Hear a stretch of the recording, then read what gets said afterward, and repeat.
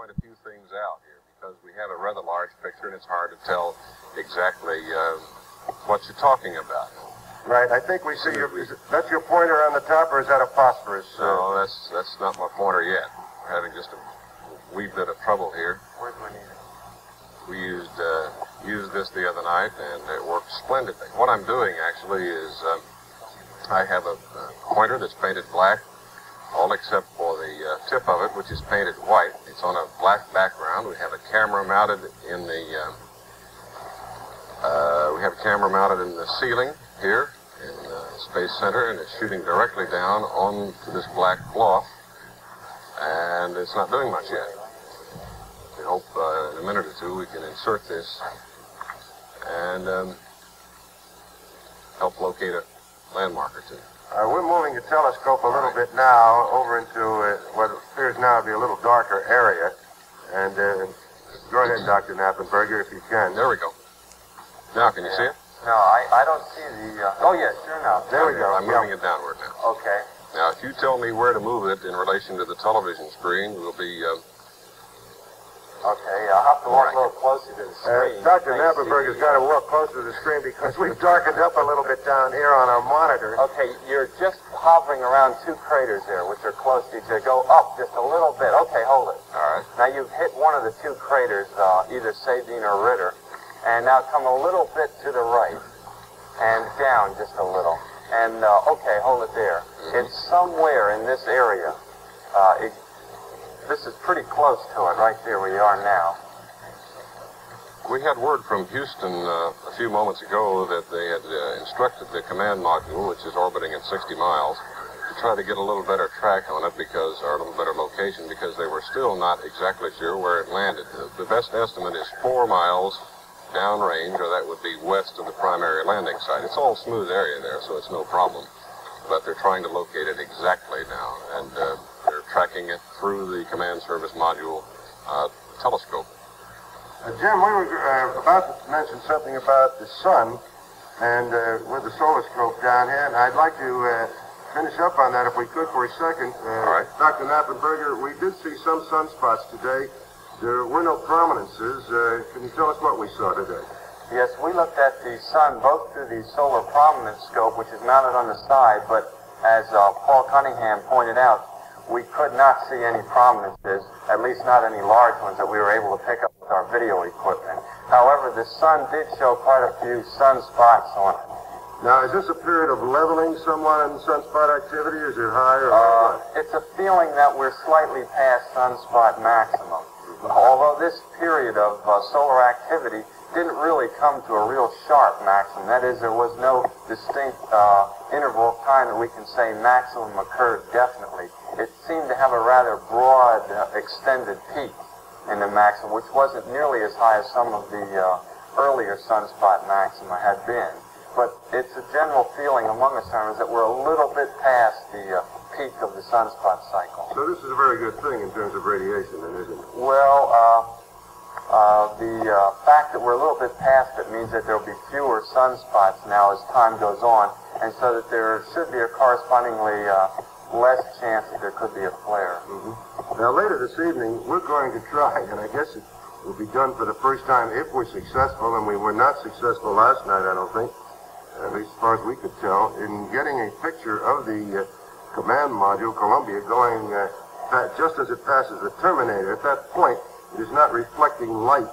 It's not catching, the light from the sun is not on the moon behind it, obscuring it, but it's just after it reaches the dark point, and we perhaps can catch a spot of light. Would you tell us what we hope for tonight? Yeah, what we're trying to do is to pick up a reflection of the command and service module in its orbit around the moon, just as it crosses the terminator. Now, the reason we have to wait for this... Explain that terminator again. Okay. That's when the dark part of the moon comes in.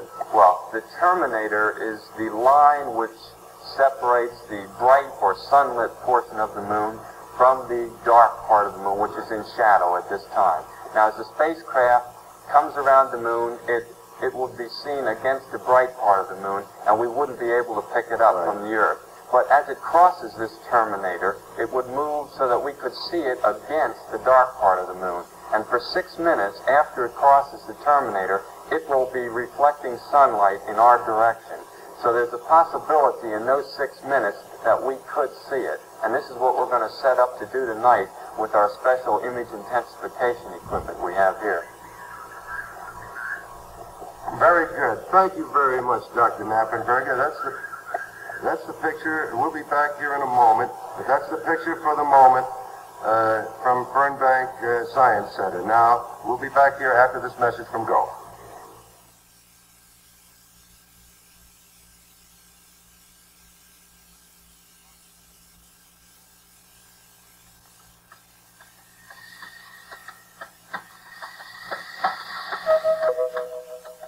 Today, we're going into the valley.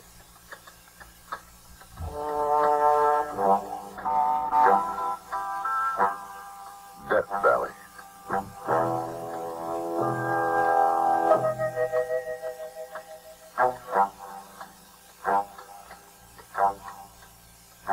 There's been a water shortage here for millions of years. You can find water in a few spots, but most of it is bad water. Brackish, full of mineral salts, not fit to drink.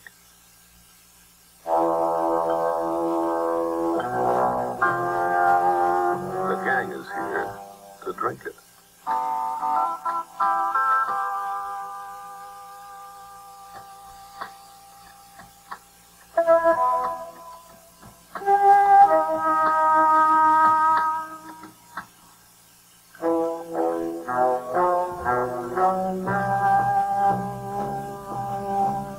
Gulf General Atomic has been working on a process called reverse osmosis. This is a ROGA unit, reverse osmosis Gulf Atomic.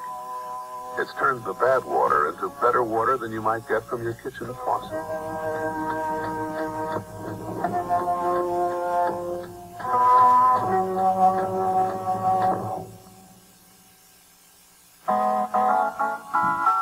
Right now, hundreds of millions of gallons of brackish water are lying idle in our country. Gulf General Atomic people are already developing giant ROGA units that can make this bad water good water, simply and economically. Because someday soon, we're going to need it. Gulf, for whatever work there is to be done.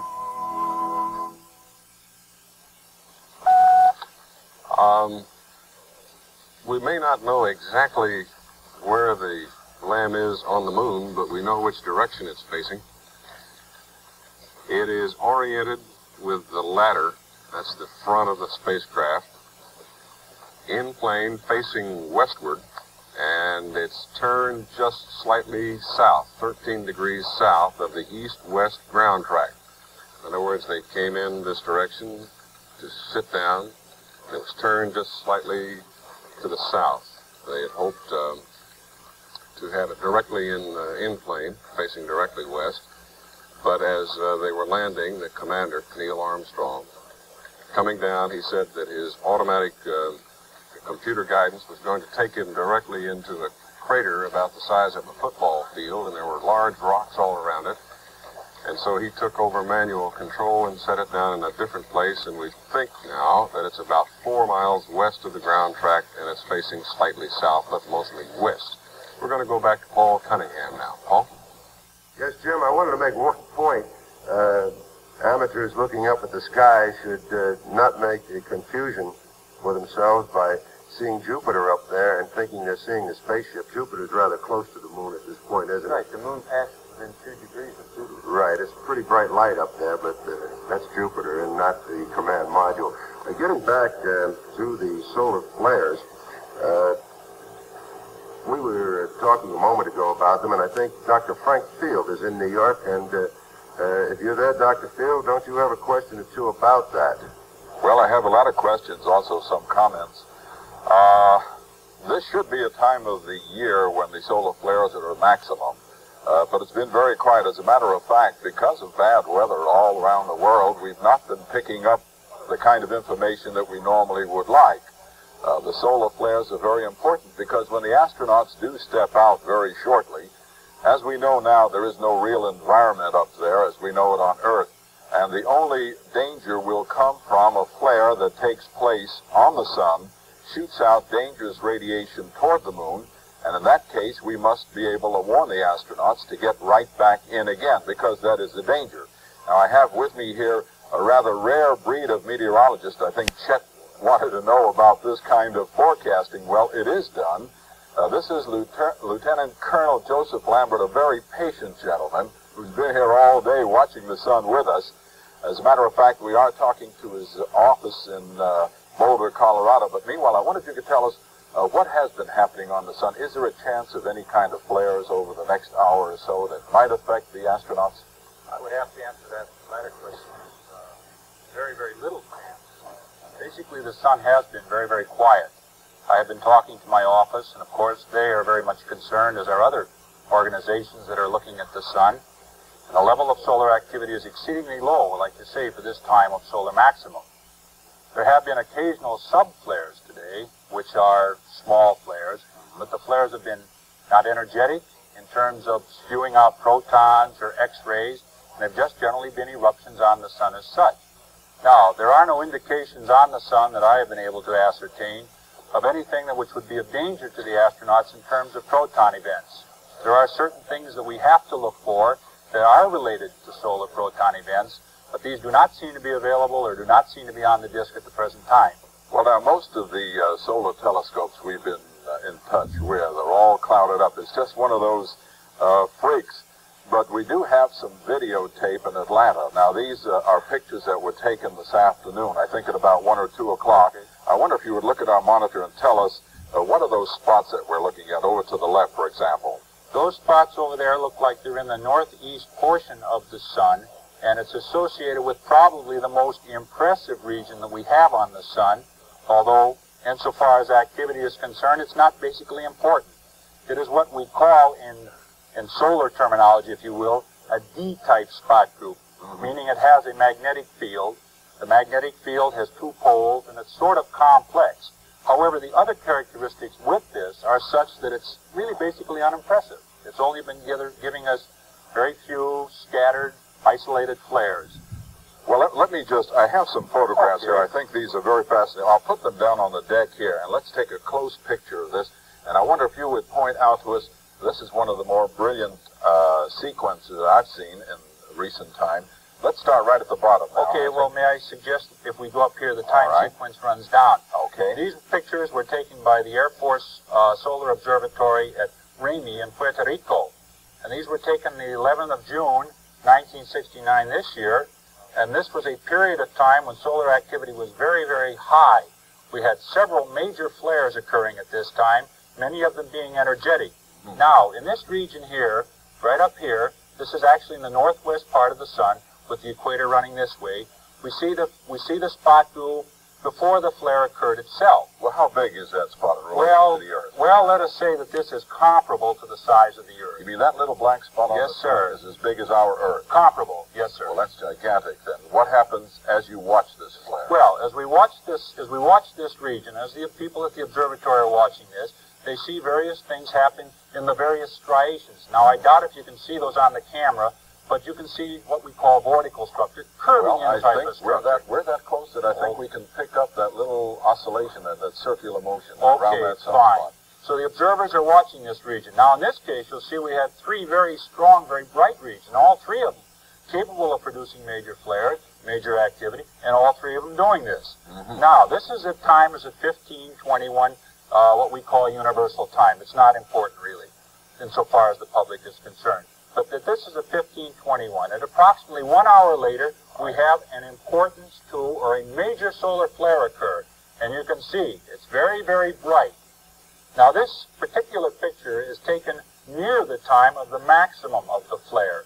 The maximum of the flare is defined as when the intensity is at a maximum. Now, that would shoot out into space for millions of miles. Yes. Now, this flare was very energetic in the sense that it emitted a tremendous amount of X-ray radiation, which caused ionospheric events around the globe, so that if anybody was propagating radio signals using the ionosphere as his mechanism for transmission, his frequencies or his signals were absorbed by the X-rays caused by that flare. Well, I was interested to learn that on the last Apollo mission, such an event did happen and interfere with communication. Yes, sir. Fortunately, the event... Catalina hardtop coupe with power steering, power brakes, plus factory air conditioning for just $36.88. Remember, the little profit saves you more than anything you ever bargained for at Meekins Pontiac on Laskin Road at Hilltop in Virginia Beach.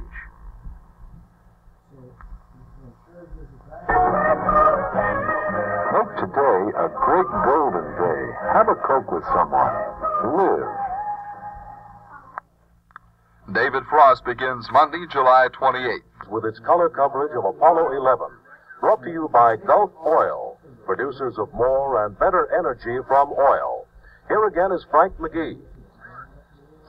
Had a little ceremony on television in London tonight and throughout Britain, as a matter of fact. And it all goes back to a bet that was made 5 years ago in 1964 when David Threlfall bet $24 at 1,000 to 1 odds with a London bookmaker by the name of William Hill that the United States would be able to place a man on the moon before the decade was out. Again, the wager was $24. The odds were 1,000 to 1. Well, tonight on television, Hill paid off, even though an American has not actually placed foot on the moon yet. He said just having the moon ship up there and the men there, that, he said, is good enough for us. So he paid off the $24,000 bet. We haven't heard anything from Mission Control for a little while, so let's go down there now and see if we can catch part of the conversations between them and the men on the moon. The question has been asked by the crew if they have permission to depressurize the cabin. This is Tranquility. We're standing by for a go for cabin depress. Over. Tranquility Base, this is Houston. You are go for cabin depressurization. Go for cabin depressurization. Go. Cabin depressure. Roger, thank you. The quarter valve is okay. Verify cabin fan number 1, circuit breaker open. Well, they should be within about 10 minutes of it now if they begin to depressurize. Yeah, number 1. Breaker. We'll have to pull that one out.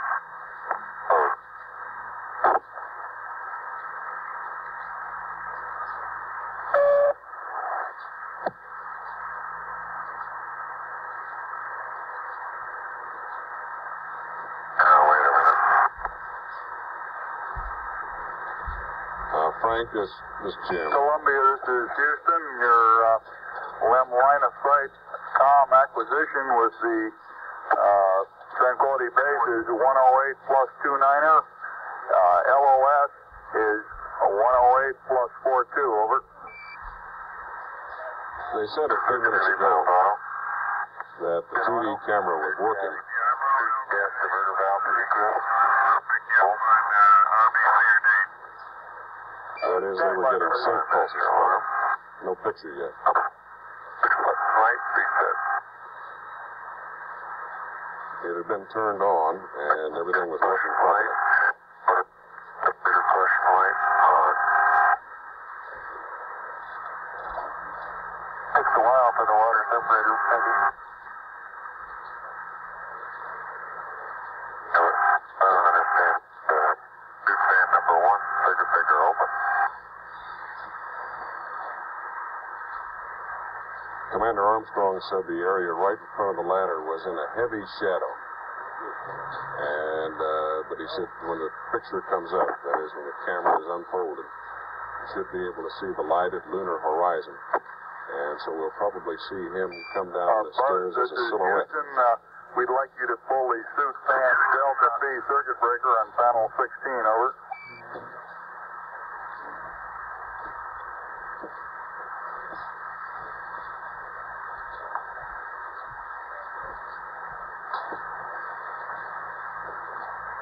Roger, I have it. That's what's it. Different, yeah.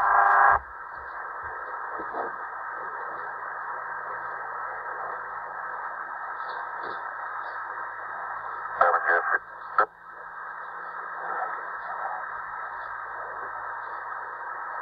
They are communicating now through their backpacks.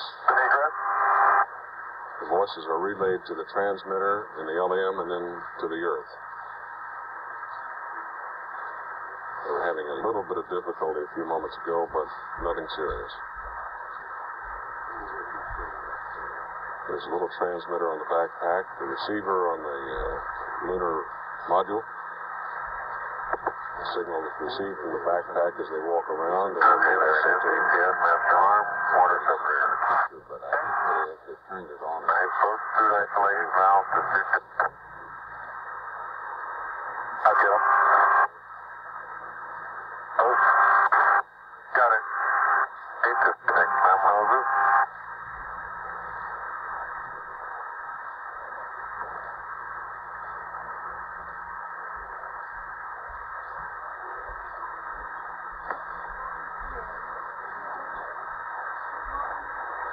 Okay.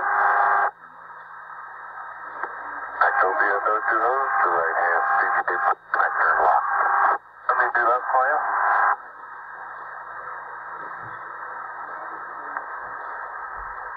The kind of herky-jerky sound we're getting out of the radio There's your arm up. is caused by a mechanism called a voice-actuated microphone. It's not on until there is noise of the astronaut's voice, and that turns the transmitter on. So sometimes the first vowel is lost. You have to listen very carefully.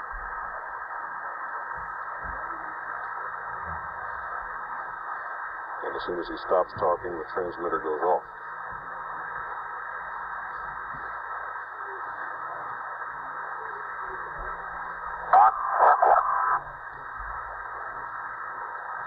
They retrieve third valve. Go back up. Okay. Delphi closed, locked in, installed. Okay. All in red, PGA red.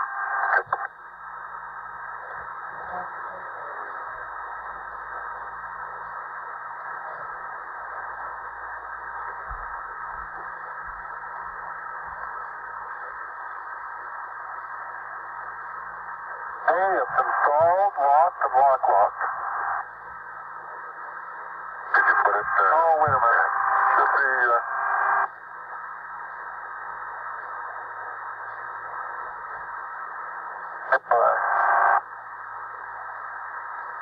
Not the deal.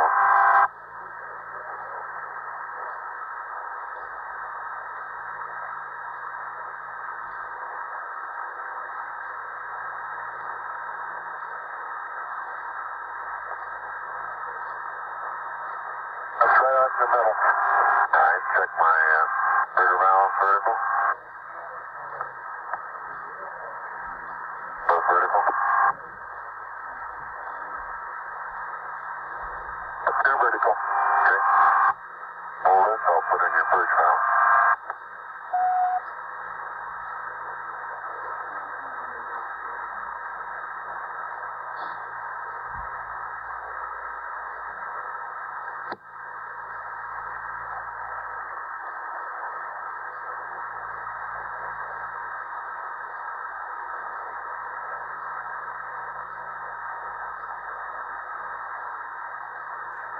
Locked in, double locked.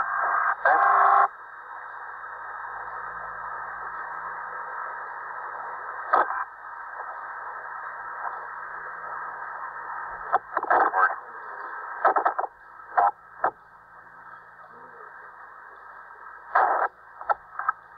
This mic.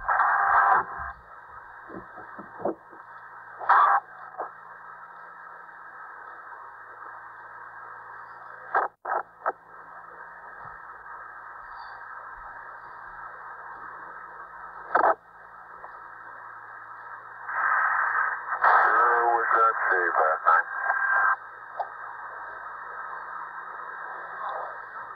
By our calculations, we should be within 4 or 5 minutes of the beginning of this That was a exercise. Buzz Aldrin comment.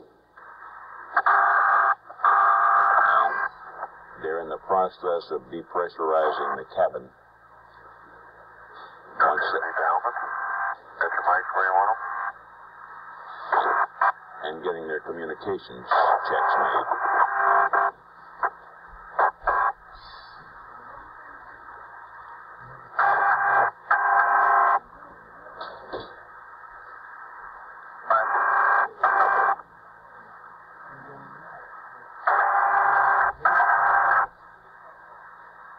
not for radio, they couldn't even hear each other on the moon because there's no air to carry the sound waves.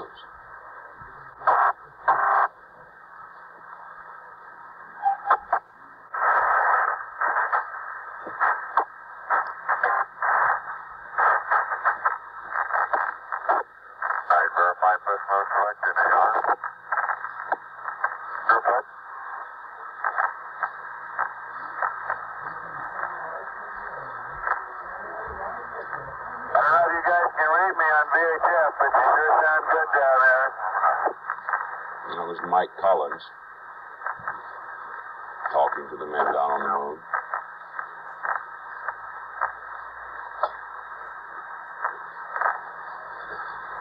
He was saying the other day, Frank, he was the only man in America who could not see the moonwalk on television. Asked us to please save tapes of it so we can see it later. Seems a little unfair. Okay.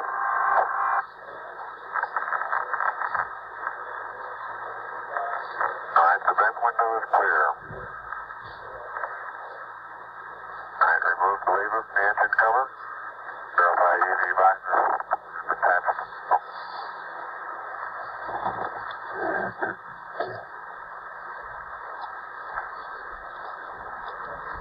How's the comm now, Houston? Buzz, this is Houston. The comm is very good. You're coming through loud and clear, and Mike passes on the word that he's receiving you and following your progress with Enter. Very well, thank you.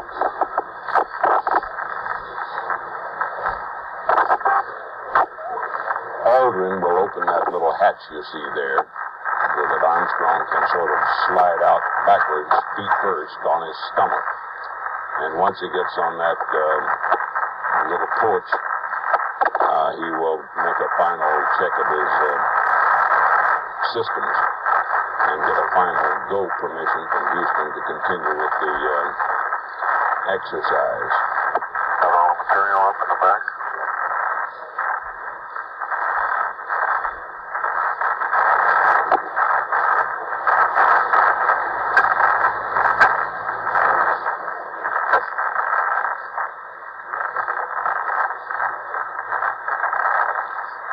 Now, if you're trying to keep a clock on this and remembering that they were supposed to stay out about 2 hours and 40 minutes, and that life support system in combination gives them about 4.5 hours of time, you should begin calculating, I would suppose, from about now, because the time starts when they're depressurize the cabin and are breathing the oxygen on their suit system.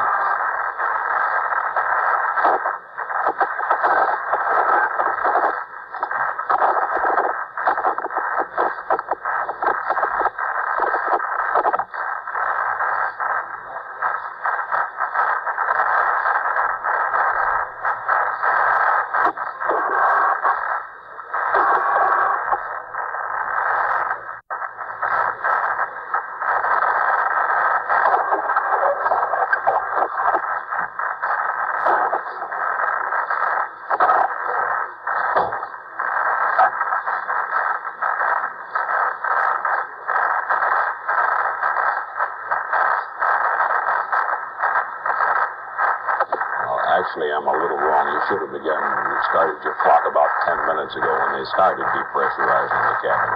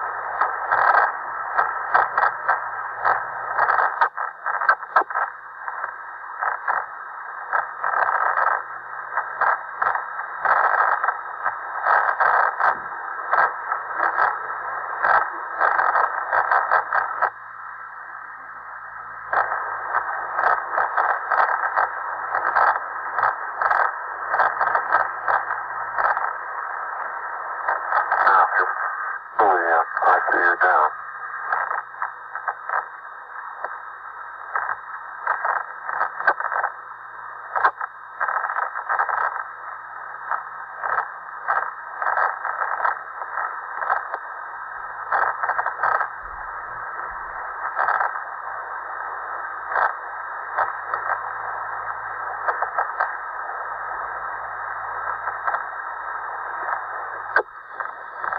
Like they were saying earlier, right after they landed, that they were having no problem at all adjusting to the 1/6 gravity while they were inside the spacecraft. And at that time, they had their space suits on. Of course, it's not quite the same as walking around on the surface. But they said no problem at all. It happened almost the moment they touched down. They were able to move, walk around in that limited space. There is one problem. Neil, how do you read? Neil, this is Houston. I read you loud and clear, and I read both the comments that said, I wonder if we're triggering all the time, and I don't think so. Prior to that, it was relatively quiet. Over. Okay, we're hearing a little bit of background noise, and I just wanted to make sure that we weren't continually keyed. Don't sound like it.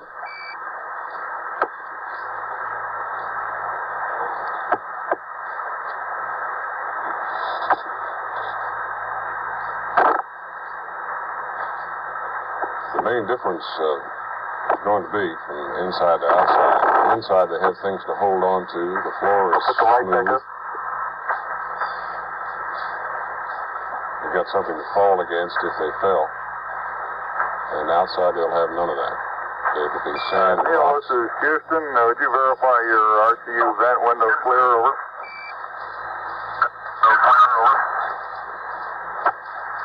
That's verified. Roger that. Sand and rocks, not much to hold on to. And sand and rocks won't give them much footing. So they'll walk very slowly and very carefully.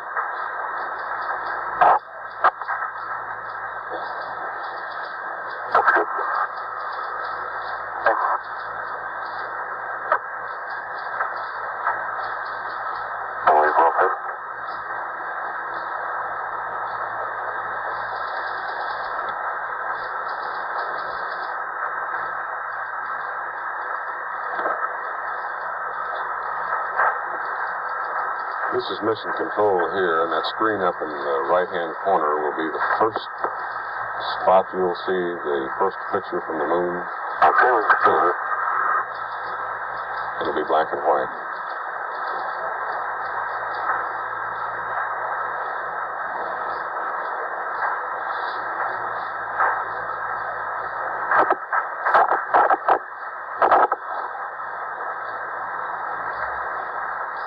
It was about a half an hour ago that they said it would be a half an hour. All right, that's for EVA. Half an hour to the beginning of EVA, or the exit from the spacecraft. And that is at about this moment. So, Disconnect the one. Okay, let me get your...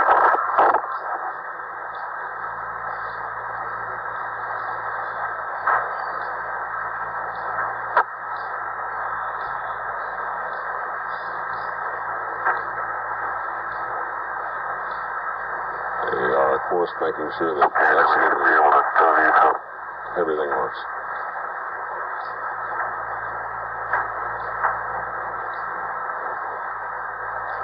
This is a model of the LEM, which is here at Space Center, full size.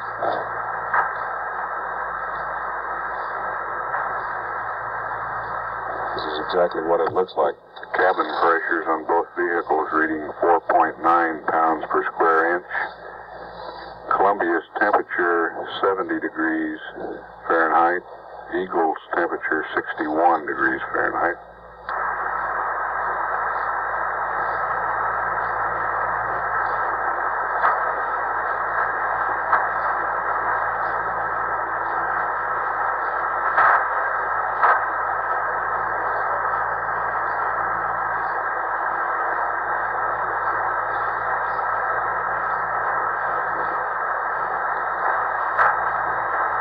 Well, if he was correct there in saying both vehicles still had pressure, it's going to be a few more minutes. Is that right, Frank?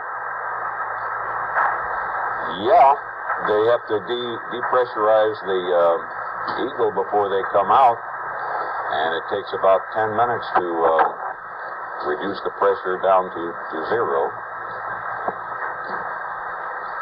And it was our understanding from what they had said earlier that process was underway, but as you noted, if it's still up around 4.9 psi, or pounds per square inch, it hasn't been underway. Columbia, this is Houston. Any joy on the limb that fast? Over.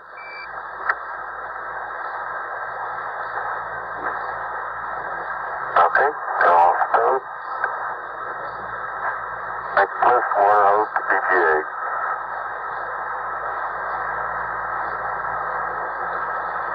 They are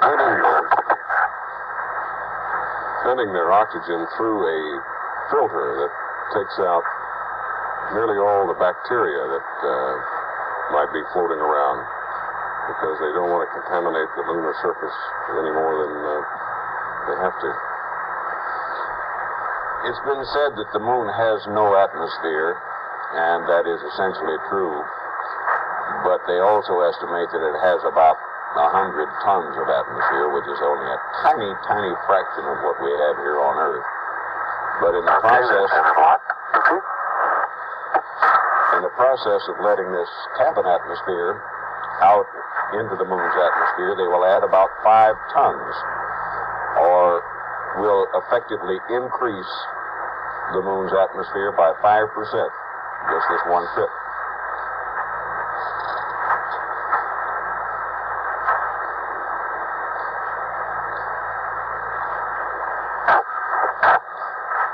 Earlier they added a bit more to it because they vented the pressurization on the descent stage fuel tanks.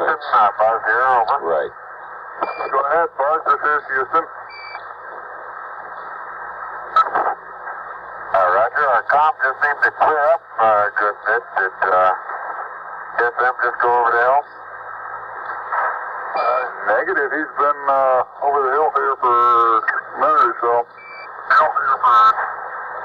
Correction, he should be losing contact with you in about a minute.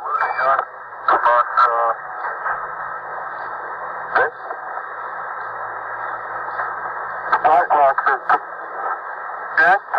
Locks are checked. Blue locks are checked. Lock locks, red locks, perch locks. And on this side, the lift locks and lock locks, both sides. Water lock. And the comm. Hey. Lock.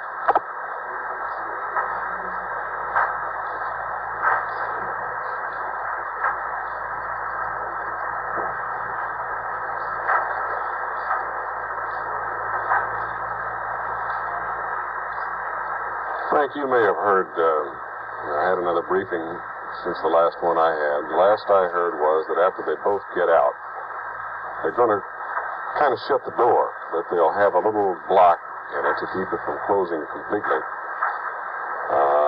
The point being they want to keep the systems inside the spacecraft at a certain temperature, even though there will not be any air in there, that the systems will hold the heat that they have, or dissipate it, as the case may be, depending on where they're located in the spacecraft. Is that still the same? Jim, you're ahead of me. I didn't even know they were going to do that much. I understood they had a little, what they call a nub or something like that, that would allow the door to stay open a little inch in the door? Yeah. Columbia, this is Houston. Do you read over?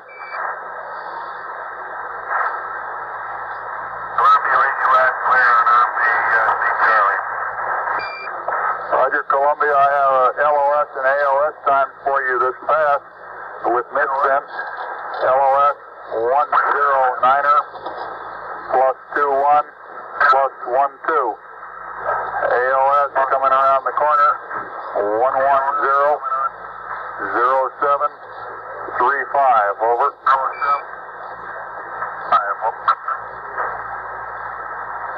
Someone here is following the timeline on these procedures, and they should be putting on their gloves right now. We were a little ahead of them, I believe, which is the last step before depressurization.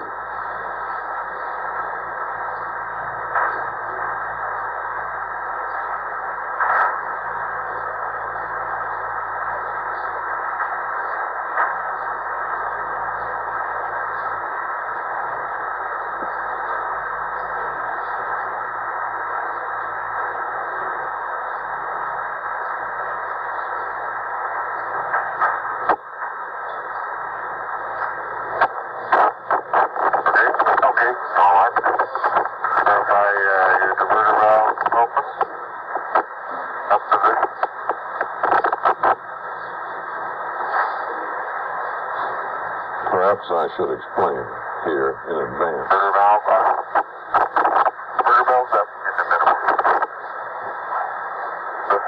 That when you get the television picture of the astronaut stepping on the moon and walking around, it will not be quite like the picture you're accustomed to seeing, you're seeing now. It won't fill up the whole screen. Only about half of it. And we were told that is because the camera lens is protected by a heat shield. And that will cut off some of its viewing area and will therefore cut off some of the picture. You will see it at the same time we do, so that's really all we know about it. That's what NASA tells us. The picture you see will not fill the screen of your television set as the picture normally does. Pretty well complete.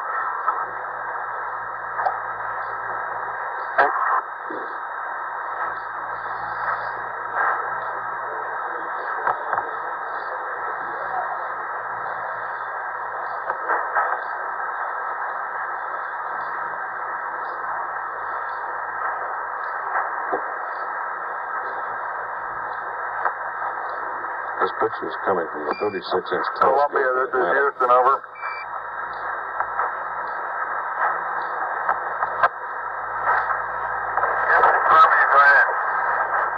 Roger, were you successful in spotting the limb on that pass, over? That's negative. I checked both locations. Okay, if you'd like to look again, next pass we have a different set of coordinates based on the onboard T-57 solution of the limb. These are echo decimal 3 and 4 decimal 8. I say again, echo decimal 3, 4 decimal 8. Same chart, over.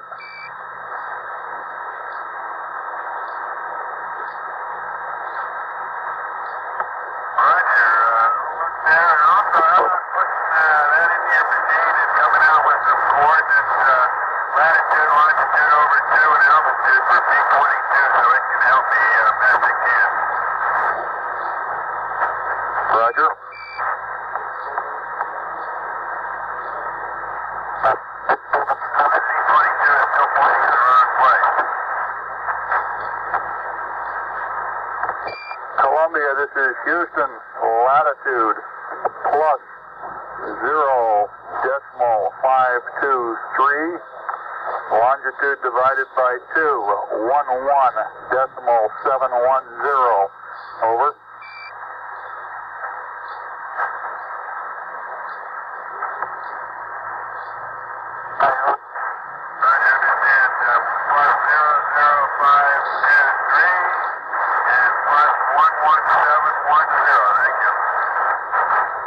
Houston, roger that.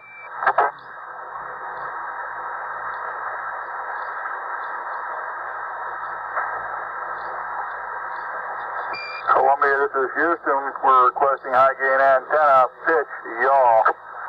Pitch 0, yaw 200. That is pitch 0, yaw 200. Over.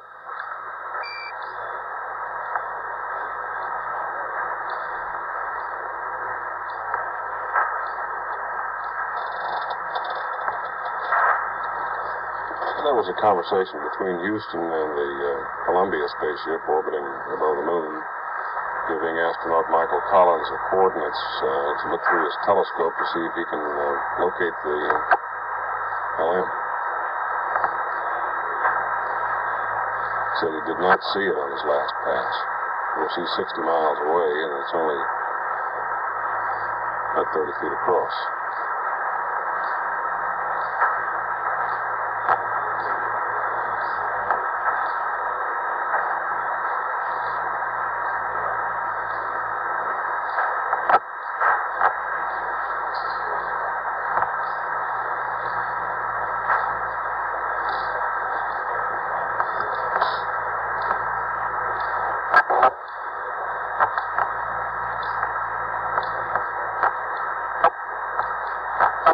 You're looking at one of the antennas on the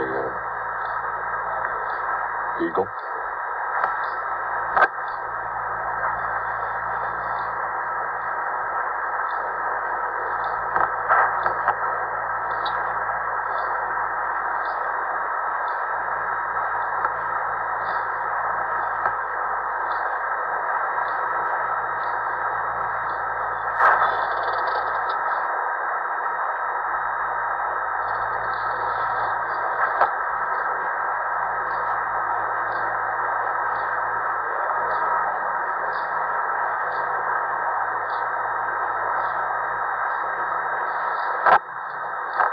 This is a live television picture you're seeing from the Fernbank Science Center in DeKalb County, Georgia.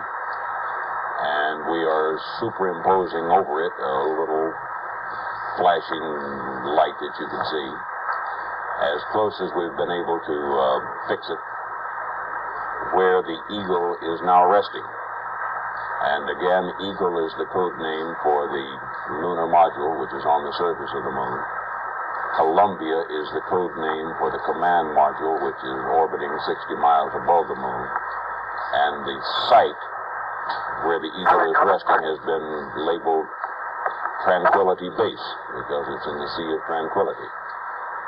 And the best information we have is that they have not yet started to let the oxygen out of the cabin, a process that once it begins will take about 10 minutes. And must be completed before they open the hatch and Armstrong starts down.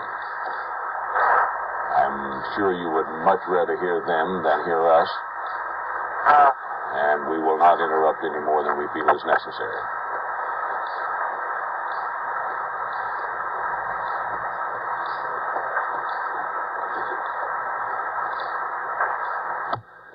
In the control center, a clock has been set up to record the operating time on Neil Armstrong's portable life support system. The EVA will be counted from that time. This is Neil. How do you read? Neil, this is Houston. Loud and clear. A little bit better now. There we go. You're loud and clear. You're not too loud and clear, but I think it's the same problem. Houston, how do you read Buzz? Buzz, this is Houston. Loud and clear. You're really coming in beautifully. Over. Very good. Okay.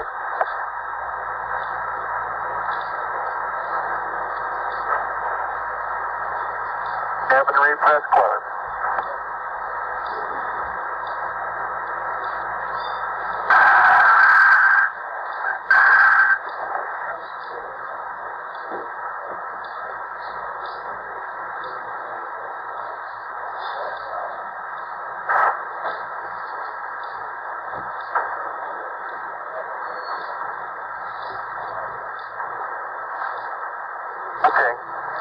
These are a lot of clocks in the Mission Control Center in Houston, and the next to the bottom line where you see that string of zeros now is labeled PLIS.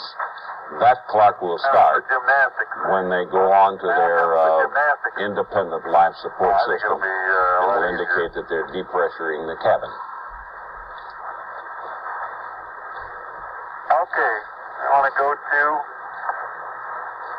stop and go down to 3.5 and send back to auto. It sounds like they're starting. Okay, going stop.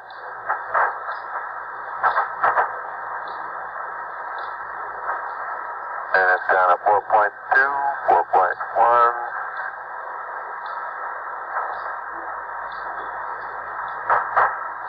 It sounds as if they are beginning to depressurize the cabin.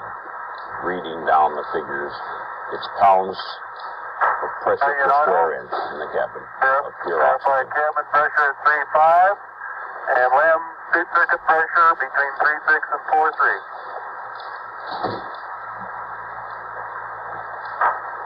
It is. Seat circuit at about 4.3. Okay. Verify the PGA pressure is above 4.5 minus 4.6. Minus 4.7. Neil, this is Houston. Will you give us a hack when you check the thermometer? Over.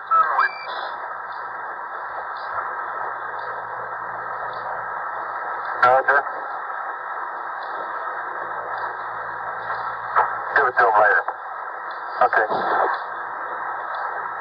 Okay, let's go to dump. Dump. Go to dump.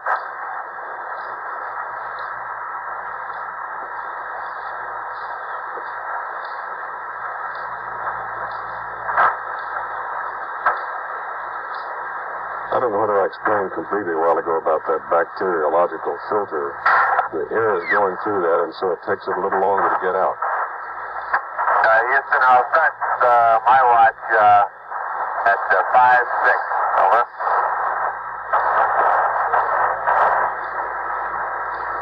Roger. Here you see the clock again, and it started to count. It's the second one from the bottom. 40 seconds ago, they started depressuring the cabin. 1, mark. Houston, Columbia, back on the ring. Roger, Columbia, loud and clear, and we copied your mark there, Buzz. Clear, and we copied your mark there, Buzz. Okay, I got my water window. Right. Water warning. That's yours? Got mine? Okay. And that's a picture from here up there, and we hope in a very few minutes to have a picture from up there back down going here. towards 0. Verify LAM seat circuit 3.6 to 4.3. That's verified.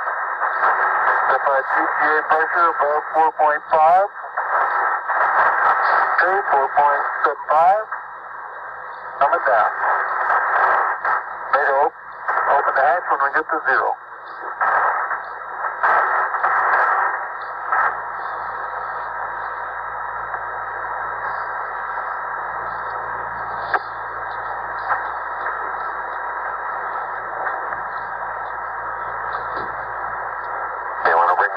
One of your risers now, or leave one?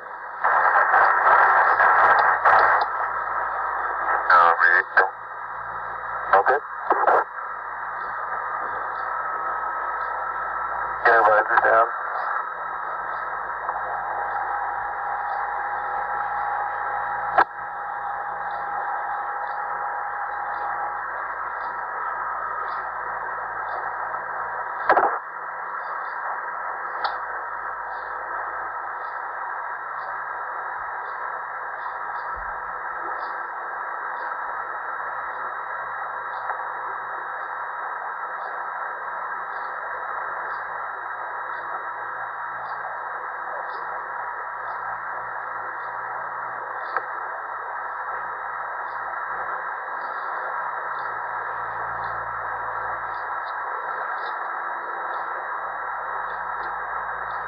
Shortly after touchdown, they were reporting out the window of the spacecraft that they could see rocks of all sizes, craters of all sizes. 4/10 of a pound in the cabin.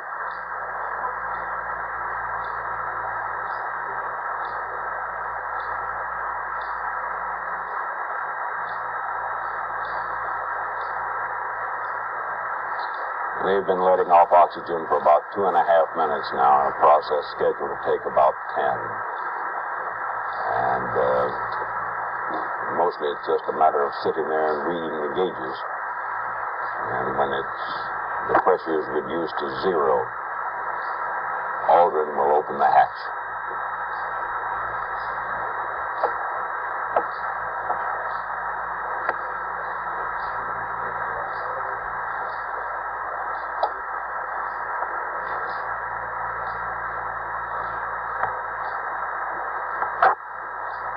Going about 0.2.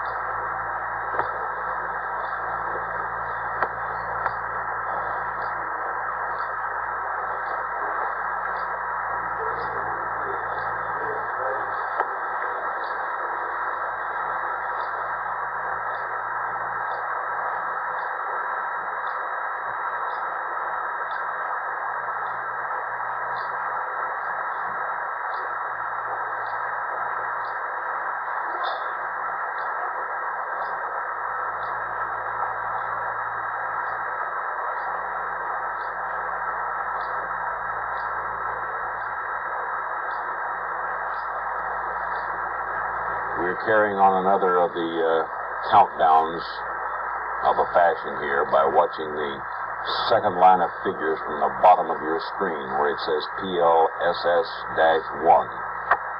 That clock shows how long it has been since they started. Coming up on 5 minutes of operation on Neil Armstrong's portable life support system now. And according to the flight plan, the whole process should take about 9 or 10 minutes. Sure takes a long time to get all the way down, doesn't it? Yeah. And Mission Control is exhibiting some of the same impatience, I guess we could probably call it. Controlled impatience for all the oxygen to get out so that the exercise can begin.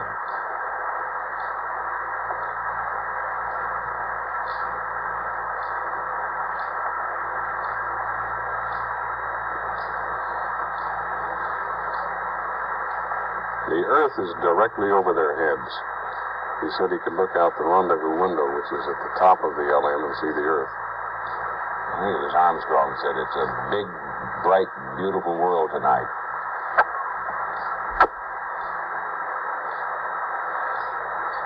And someone in the Space Center here adapted the saying about the moon and turned it into saying it's a nice Earth out tonight.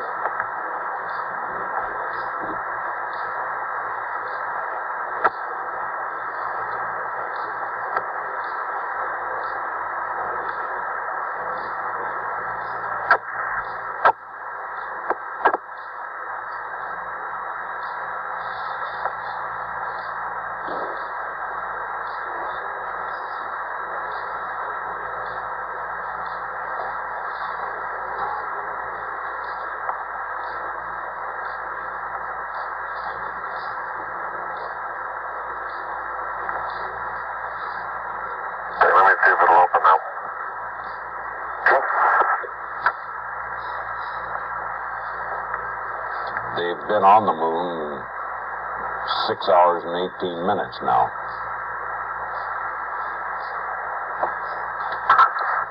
Bumping my RCU there with your mind.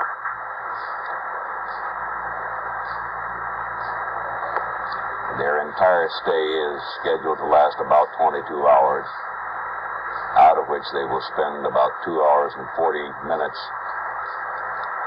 moving around in the immediate vicinity of the landing ship. Someone had asked earlier if this moving up of the moonwalk was going to have any effect on the time that they leave. Flight Director Eugene Krantz said earlier, no, it would not. Liftoff is still scheduled for 1:53 p.m. Eastern Daylight Time tomorrow. Tomorrow afternoon, 7 minutes before 2 o'clock. Dr. Charles Berry, the chief astronaut physician, said taking the walk early would let the moonwalkers sleep longer when it was over. He expects them to be very tired when they get back inside and should go to sleep easily. If they can adjust to those hammocks. Well, it's getting to be a long day for them. And one of the reasons they had scheduled a rest period before the exercise outside was so that they would be rested in the event that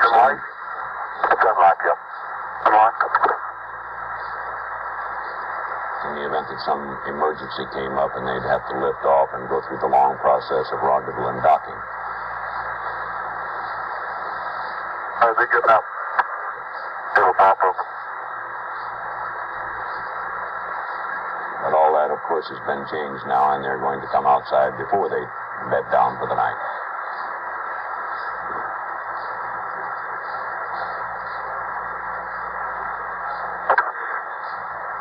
I hope nobody went to bed planning to get up at 2 o'clock to see this. They should have left word with somebody to give them a call in the event the plan changed.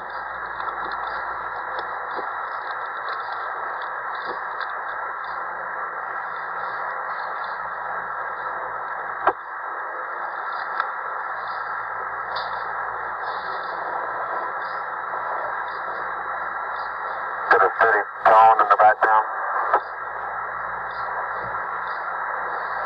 I have a static, intermittent static. I've got a little bit of a steady tone. I don't guess I hear that.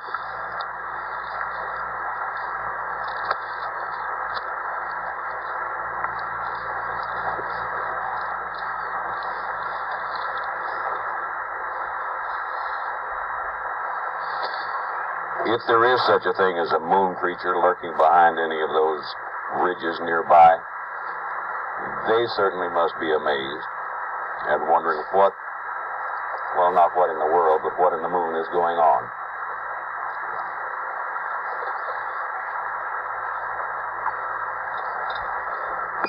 Neil, this is Houston. What's your status on hatch opening? Houston, what's it? Everything is go here. We're just waiting for the cabin pressure to bleed, folks, to blow enough pressure to open the hatch. It's about 0.1 on our gauge now. I think when it gets down so low, it doesn't go out so fast. Well, that would seem to make sense on Earth, Jim. I don't know whether it does on the moon or not. There ain't the tug on that thing. Alternative would be to open that one too.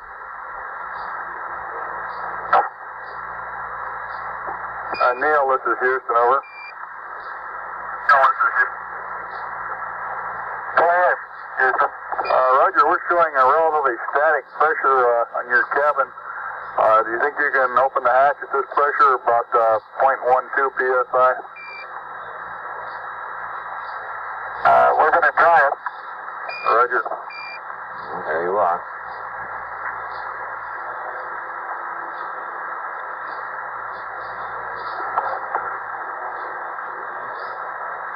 That's a picture from our telescope game. The hatch is coming open. That should let the rest of the oxygen Hold out it, now. going closed, and I'll get the valve to okay? Now I better get up first.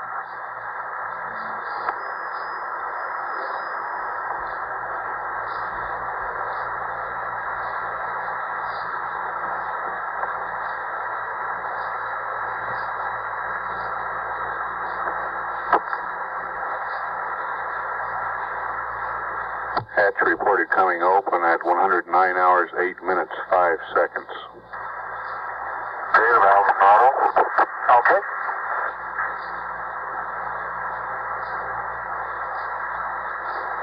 Correction, 109.07.35. Split up to forward.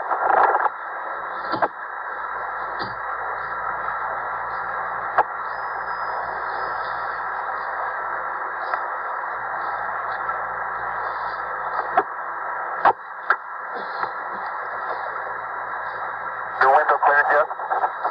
The water window cleared yet?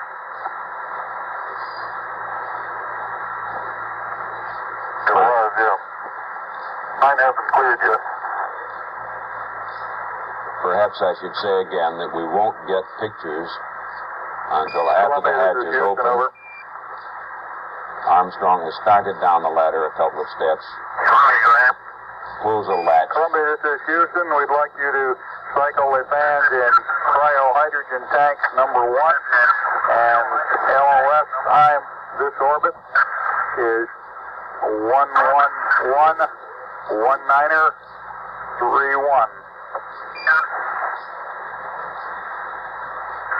Correction, make that for the next orbit. You already have the ALS LOS for this orbit. Have the ALS LOS for this.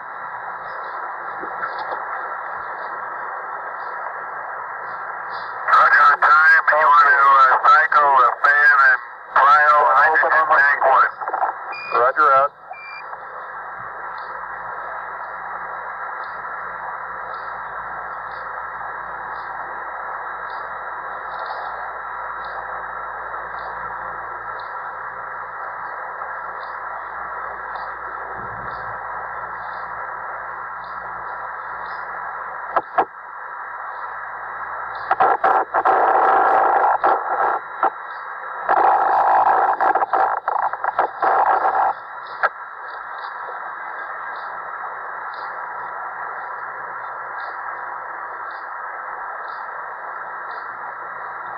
There's at least one thing that's not bothering anybody in this country anymore, and that was the fear that the Soviet lunar probe would land and scoop up some lunar soil and come back before the Apollo astronauts arrived there. At 3:15 this afternoon, Eastern Daylight Time, the Soviet control base in the Crimea went over the horizon and lost contact with the lunar probe, and it's unlikely that they would be able to do anything with it until tomorrow morning. It's still orbiting as far as we know, and at one point it went down as low as 10 miles above the lunar surface. It was in the same general area, apparently not at the same time as the Apollo landing.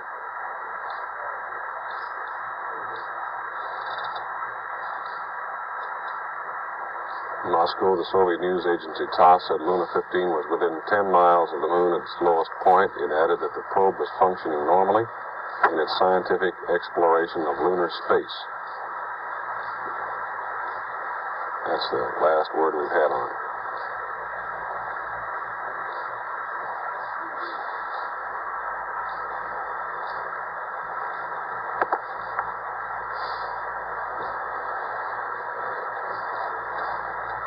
They've apparently got the hatch open, and Commander Armstrong is more than likely either getting out or preparing to get out. He does it very slowly and carefully. He doesn't want to damage his suit.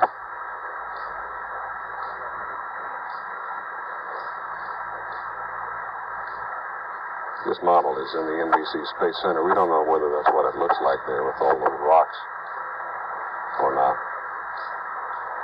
But he said he saw all sizes, and so we're probably as close as you can be without seeing it firsthand.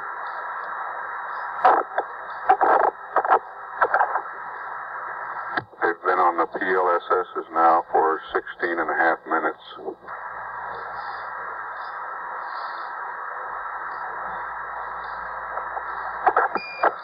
Columbia, this is Houston. We show you nearing high gain antenna scan limit. When you lose lock on us, we request Omni Delta. Omni Delta when you lose lock, over. Delta when you lose.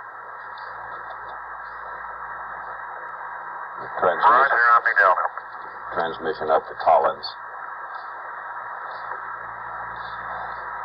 And we've heard no more from the crew on the moon since they said they were opening We're the 8 hatch. minutes away from loss of signal on Columbia.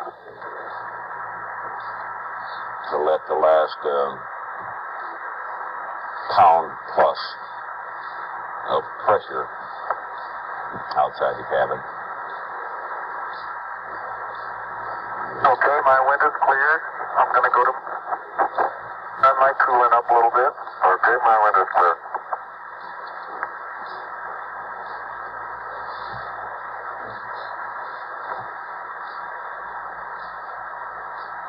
They've got electric defoggers on their windows. All RCU windows are clear.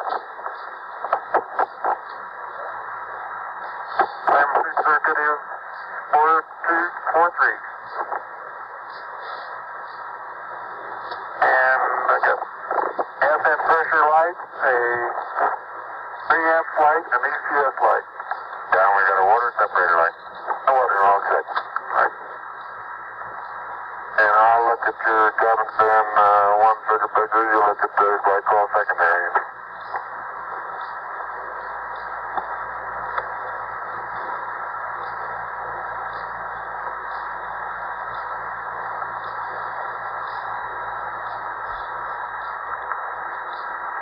Neil Armstrong, suit pressure 4 point. It's cooling now.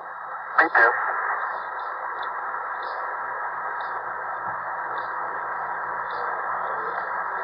Okay. Glycol pump secondary circuit breaker open. So I can see that. I have to lean this way. Can't go any further. My cabin fan one is, yeah, that's good. Can you take it?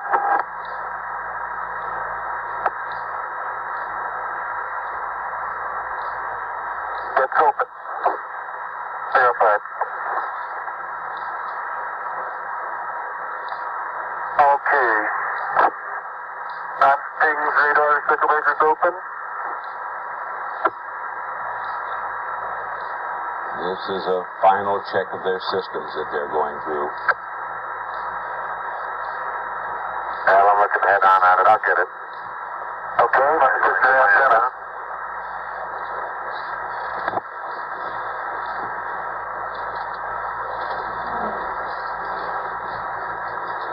According to schedule, Okay.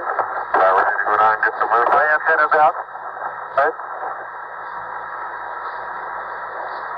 And now we're ready to hook up the LEC here.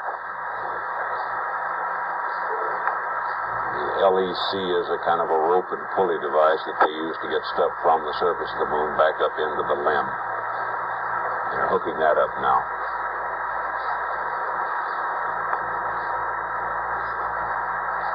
Alright, that should go down. They would not twist now. Put the bag out this way. That's even. There you hooked up there. Okay, now we need to hook this. Yep, move that up there.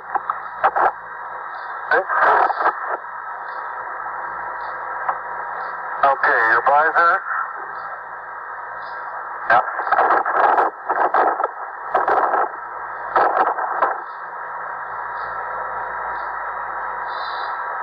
Look at your back is up against the purse.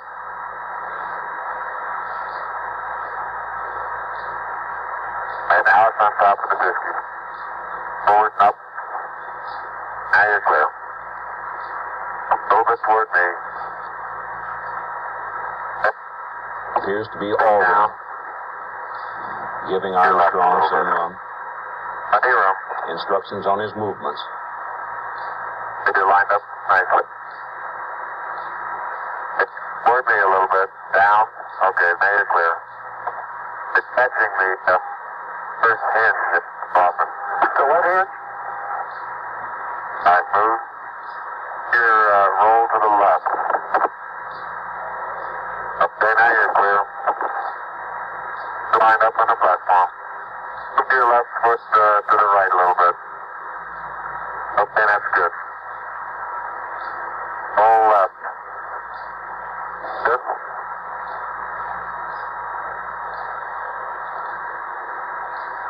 Okay, now I'm going to check this here.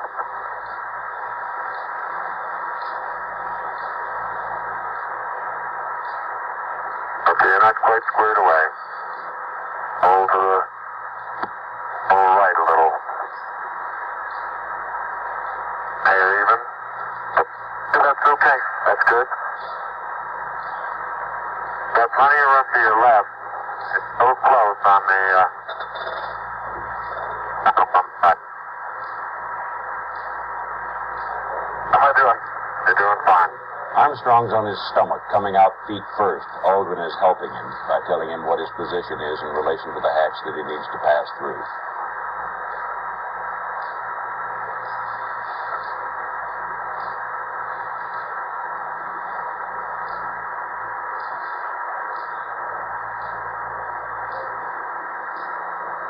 Okay, you want this bag?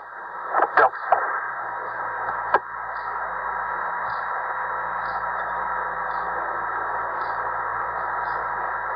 Got it. That's real. It needs no identification.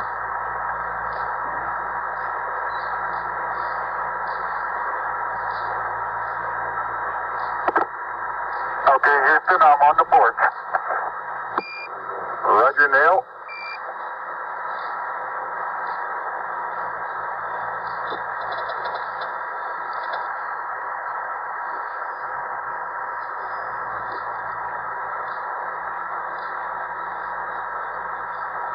Okay, camera, Neil. Columbia, Columbia, this is Houston, 1 minute, 30 seconds to LOS. All systems go, over. Columbia, a minute, Neil. Okay. Get a little slack?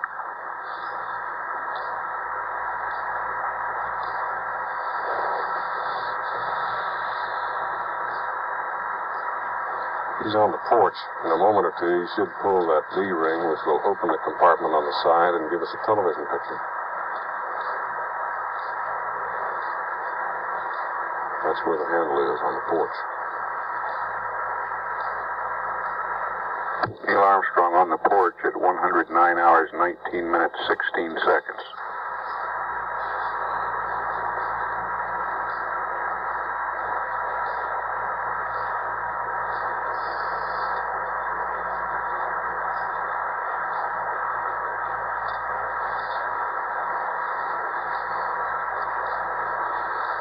Can we point flight first?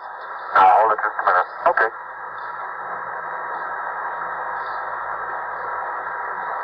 While he's out on the porch, as it's called, he will... 25 minutes of PLSS time expended now.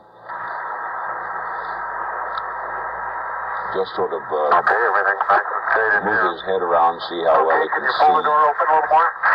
Right? Okay.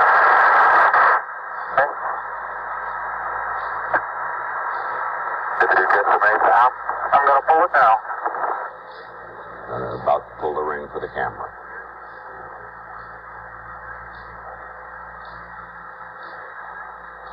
Houston, the Mesa came down, all right. Houston, roger, we copy, and we're standing by for your TED.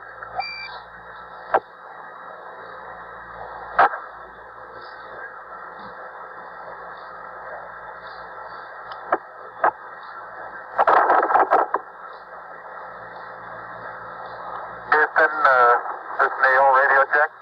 Neil, this is Houston, loud and clear. Break, break, Buzz, this is Houston, radio check and verify TV circuit breaker in. Roger, TV circuit breaker's in. That's Aldrin turning on the camera. That's clear. Roger. There's the picture. And we're getting a picture on the TV. We got a good picture, huh? There's a great deal of contrast in it, and currently it's upside down on our monitor, but we can make out a fair amount of detail.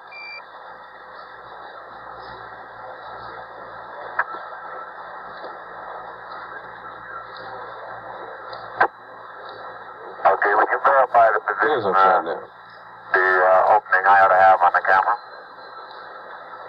Then what? Now it's right side up. Now they've turned it right. Now we can see him moving down. Let's just enjoy this.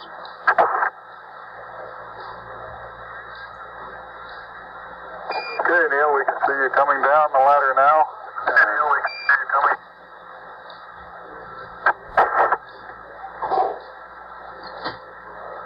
Okay, I just checked, getting back up to that first step. That isn't collapsed too far, but it's adequate to get back up. Roger, we copy. It's a pretty good little jump.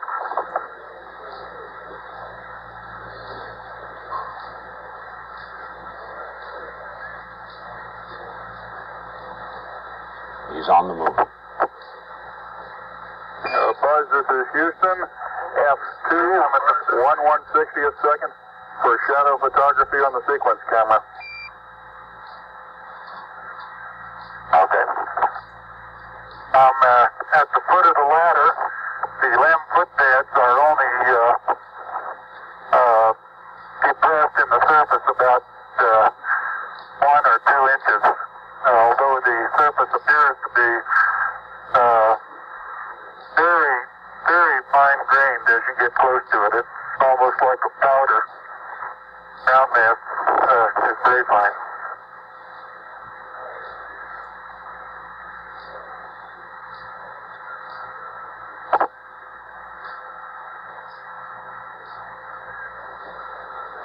I'm going to step off the limb now.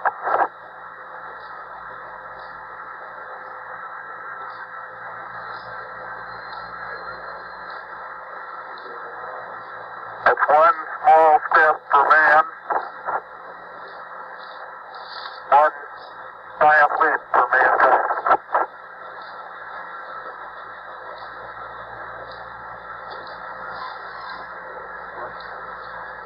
I think he said one small step for man, but one giant leap for man.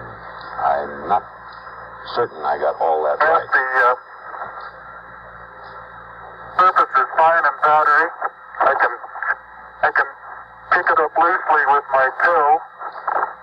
It does adhere in fine layers, like powdered charcoal, to the sole and sides of my boot. I only go in small fraction of an inch, maybe an eighth of an inch, but I can see the footprints of my boots and the treads in the fine sandy particles.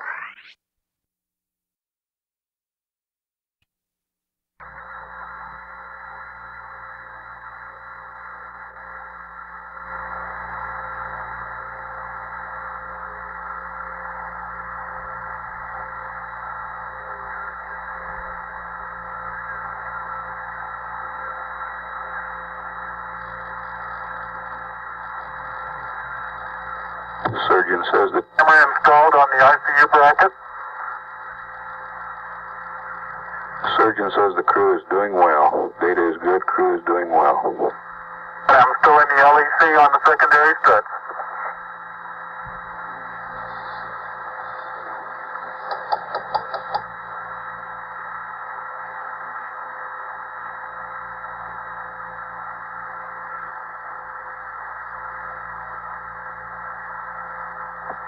I'll step out and take some of my first pictures here.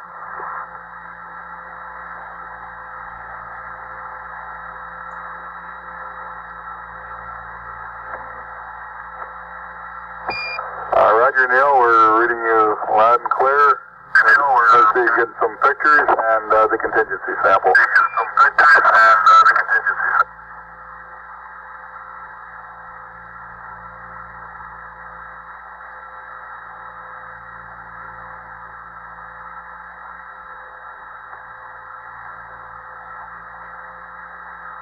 .35 and a half minutes of PLSS time expended now.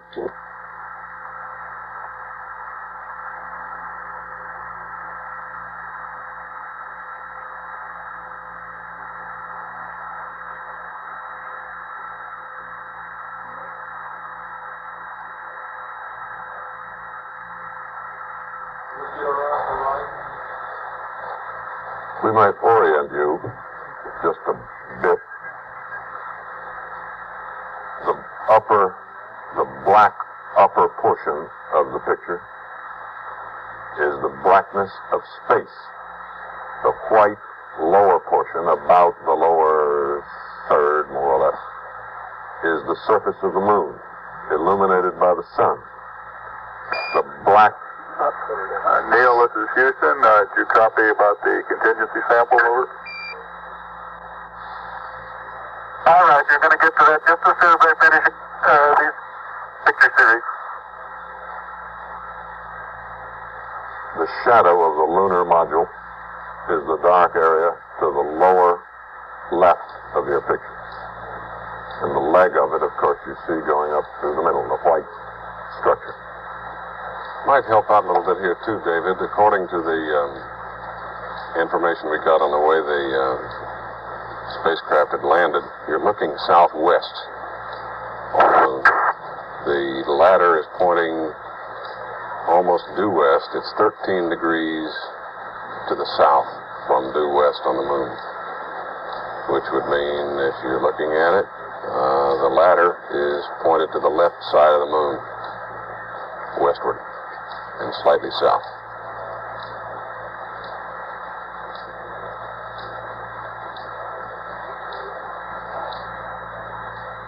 Okay, gonna get the contingency sample in here. Okay, that's good. Unless they're in some kind of depression, the horizon is usually about 2 miles away.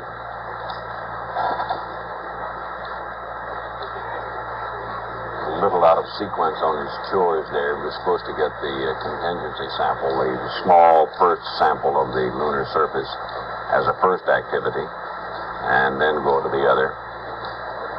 He reversed them a bit. Okay, the contingency sample is down, and it's up sample. He moved out of camera range to get that because they wanted to get a sample as far as they could.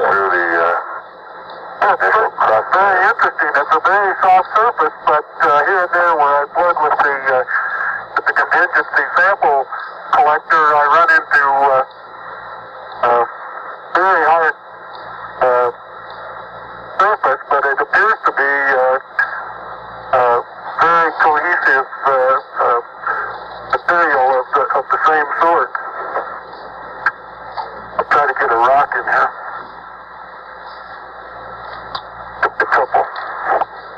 Again, the reason he moved away was they wanted to get as far as they could away from where the descent engine put out its plume and disturb the surface of the moon. And they want to get as pure a sample as they can. It has a stark beauty all its own. It's like much of the high desert of the United States. It's different, but it's very pretty out here. Be advised that a lot of the rock samples out here, the hard rock samples, have what appear to be vesicles in the surface. Also, I'm looking at one now that appears to have some sort of phenocryst. Houston, roger out.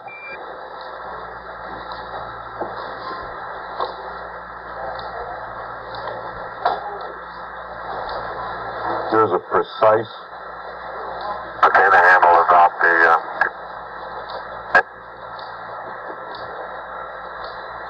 push it in about 6 to 8 inches into the surface. Like it's pretty easy to... It is. It's, I'm sure I could push it in farther, but it's hard for me to bend down farther than that. Now you could throw so far. You can really throw things a long way up here.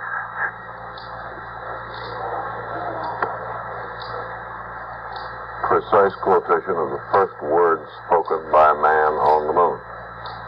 One small step for man, one giant leap for mankind. My pocket open, bud? Yes, it is. It's not up against your suit, though. Hit it back once more. Work more toward the inside. Okay, that's good.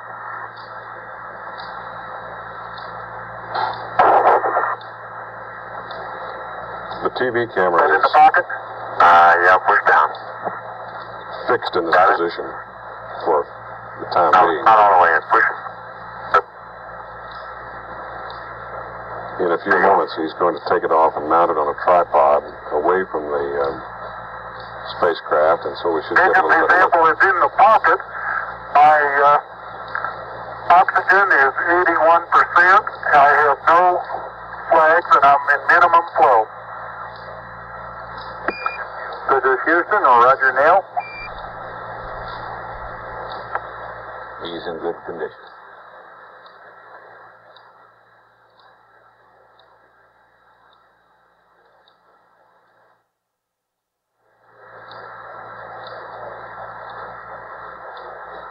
Okay, I got the camera going at one frame. Are you getting a TV picture now, Houston? Neil, yes, we are getting a TV picture.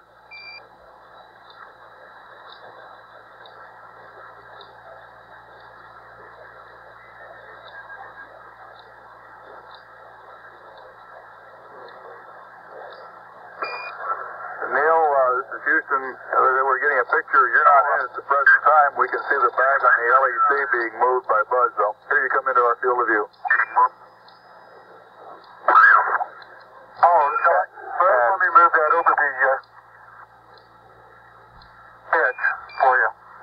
Okay, ready for me to come out? Yeah, just stand by a second. I'll move this over the handrail. Well, he's moving with a great deal more confidence than he did initially. He's bouncing around now. That's how you move when you lose 5/6 of your weight. You're right. But not nearly as gingerly as at first. Okay. All right, that's got it. Are you ready? All set. And now Armstrong will make pictures of Aldrin as he comes down the ladder with the camera. And we'll see it from the other difficulties camera. I was having. I'll try to watch your bliss from underneath here. Really gets around with remarkable ease.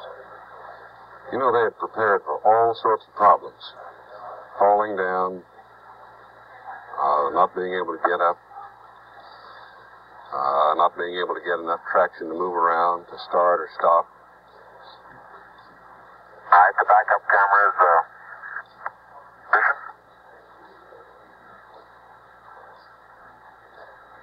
Okay, your bliss looks like it's clear and okay. The toes are about to come over the sill.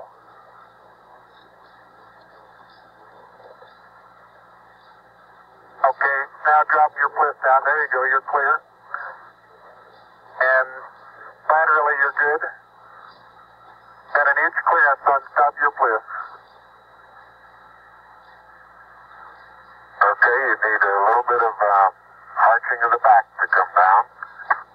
That might look different. How far are my feet from you? Okay, you're right at the edge of the porch. Okay. Back in from...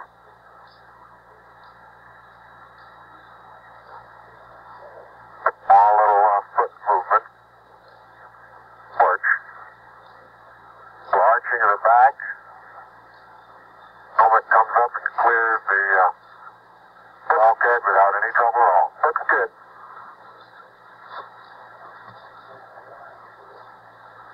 Armstrong returning the favor now and helping Aldrin position himself as he comes out the hatch. 45 minutes PLSS time expended. I have to come down the ladder and Neil, this is Houston. Join him Based on on the your move. camera transfer with the LEC, do you foresee any difficulties in SRC transfer over? Difficulties in SRC? Negative.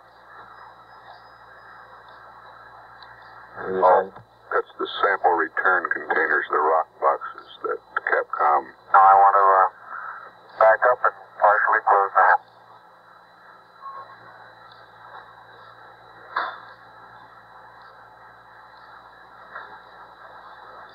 He was asking Armstrong if the device they used to lower the camera worked well enough to suggest they would have little or no trouble getting the rocks back up, and the answer was no problem.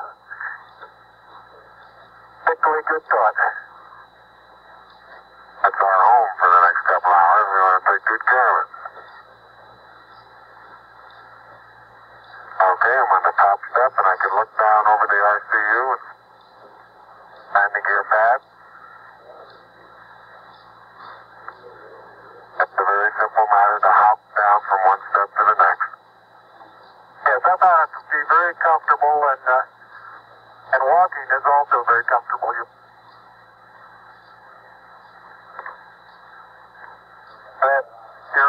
You've got 3 more steps and then a long one.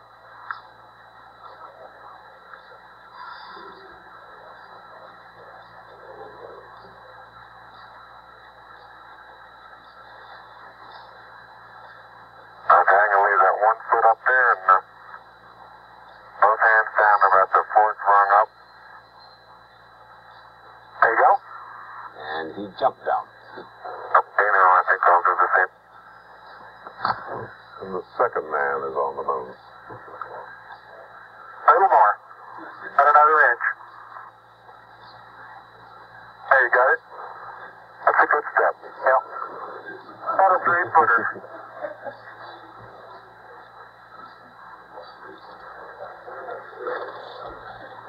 Beautiful view. Isn't that something? Magnificent sight out here. Magnificent desolation.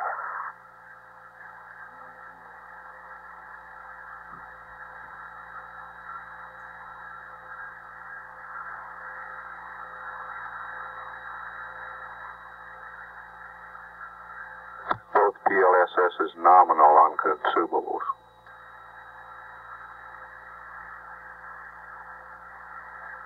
Looks like the secondary strut. A little thermal effects on it right here, Neil. Yeah, I noticed that. Seems to be the worst, although similar effects are on all around. Very fine powder, isn't it? Isn't it fine? Right in this area, I don't think there's much of any fine powder. Some clouds together, it's hard to tell whether it's a clod or a rock. Notice how you can pick it up. Down, it bounces and then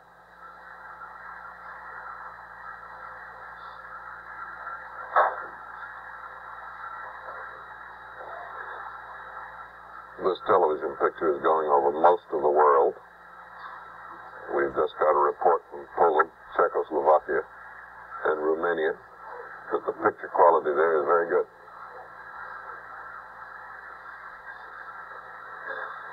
And taking down fairly easy.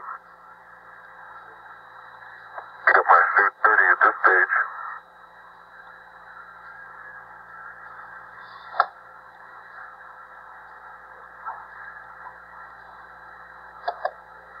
The mass of the backpack does have some effect in the pressure.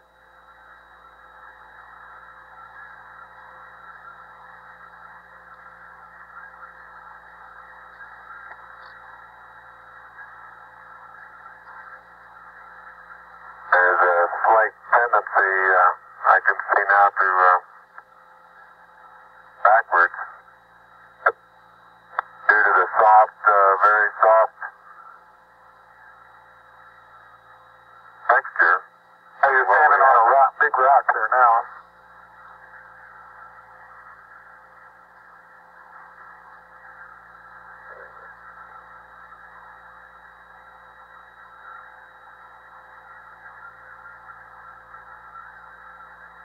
Captured it.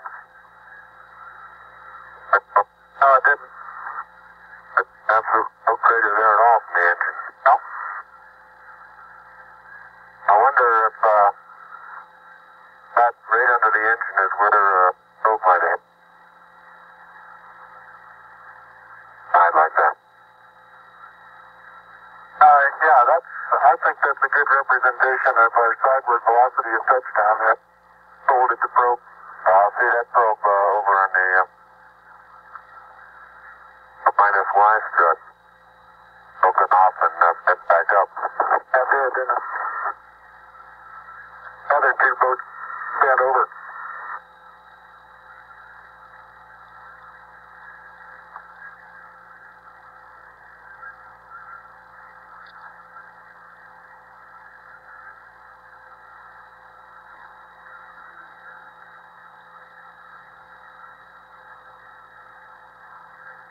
Can't say too much for the visibility right here without the visor up. Pretty dark. It looks like there's a surface of a fat rounded rock.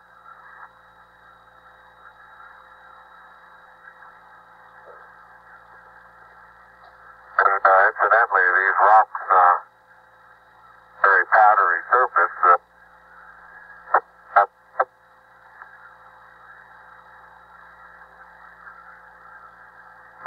Say again, please, Buzz. You're cutting out. And just please, Buzz.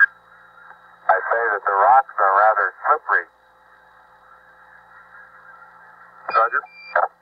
Very powdery surface. When it's on there, it's fill up all the very little fine porises. They'll tend to slide over it rather easily.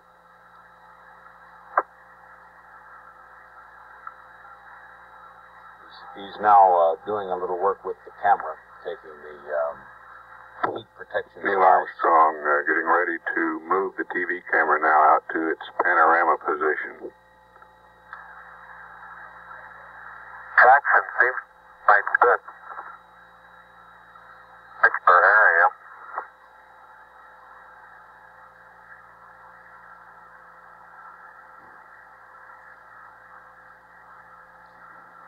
Start to lose my balance in one direction, and recovery is quite natural and very easy.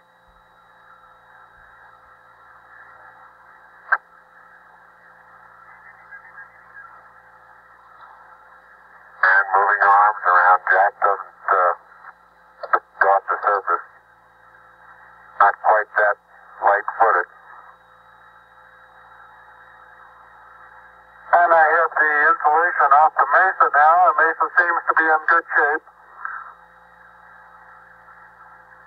You have to be careful that you're leaning in the direction you want to go, otherwise you slightly an 8 feet. Otherwise you have to cross your foot over to stay underneath where your center of mass is.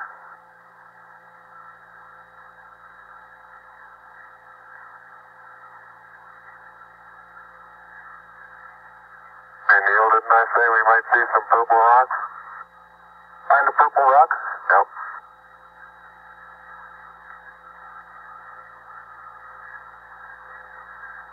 Very small, sparkly fragments are the rock. It's like the sun in places.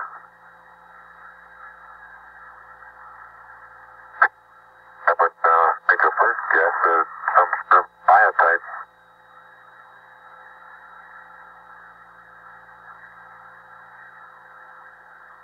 We'll leave that to the further analysis.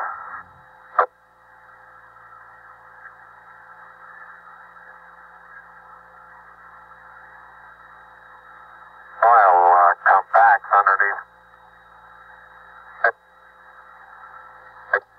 Completely no bed. You don't sink down more than a quarter of an inch.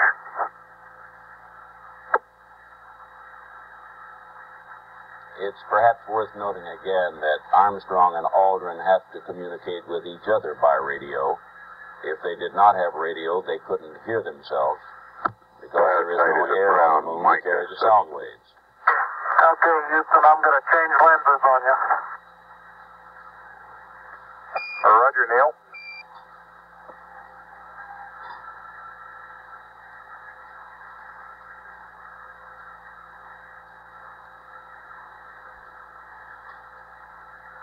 Life support consumables still looking good. And while we have this little break here, David, we're getting more pictures than NASA said we would. You know, they said we get about a half the screen. Okay, Houston, tell me. We're getting full screen. Well over half screen. Neil, this is Houston. That's affirmative. We're getting a new picture. You can tell it's a longer focal length lens. And for your information, all LEM systems are go. Over. Information, all LEM. I appreciate that. Thank you. The two of them have moved back near the ladder, and this is a lens that takes a little closer picture. A little bit more of a close-up. You can really see the vivid contrast between the shadows and the lighted area on the moon. Neil is now unveiling the plaque.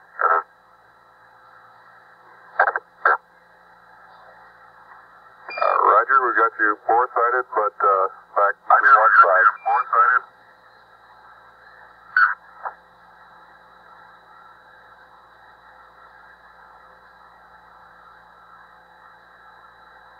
For those who haven't read the plaque, we'll read the plaque that's on the front landing gear of this LEM. There's two hemispheres, one showing each of the two hemispheres of Earth. Underneath it says, "Dear men from the planet Earth, first set foot upon the moon, July 1969, AD. It came in peace for all mankind." It has the crew members' signatures and the signature of the President of the United States.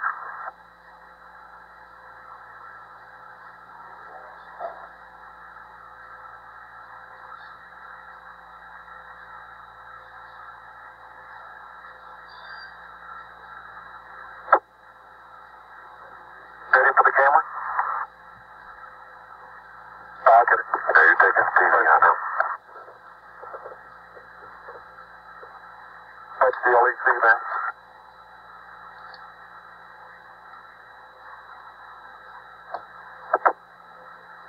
I'm afraid these marked materials are going to get dusty.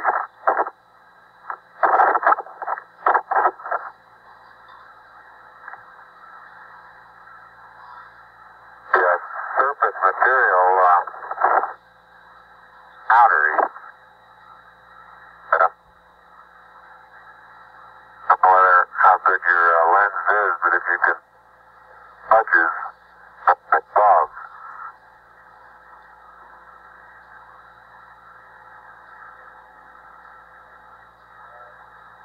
Very much like a very finely powdered carbon,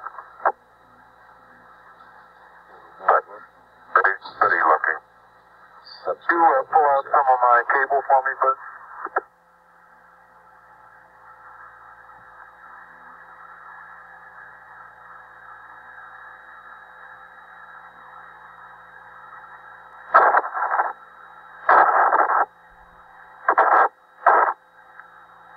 Houston, how close are you able to get things in focus? This is Houston. We can see Buzz's right hand. It's somewhat out of focus. I'd say we were focusing down to probably about 8 inches to a foot behind the position of his hand when he was pulling out the cable.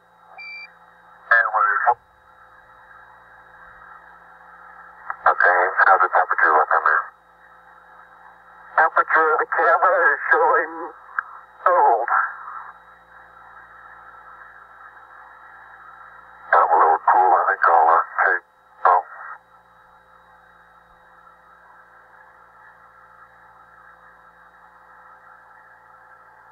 I'm on intermediate now, Houston, and I show 3.78. No flag, 74. Houston, roger out.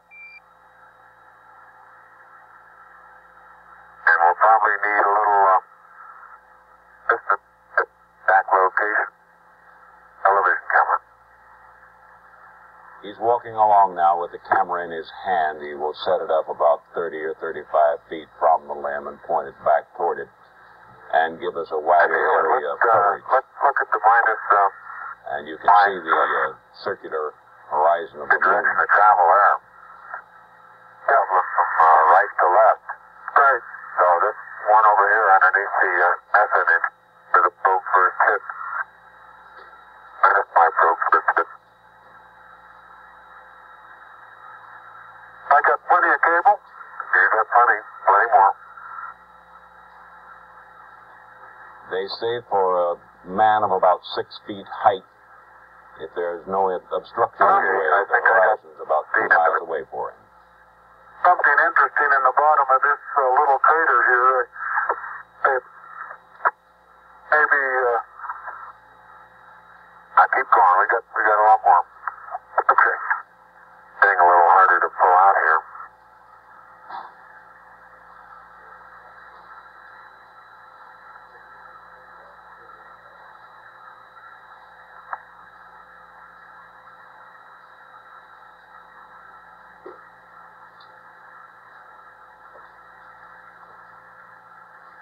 If you stand on the ladder facing forward, the minus Y strut is the landing gear to your left. Hey, I am, Buzz. 40, 50 feet. Why don't you turn around and let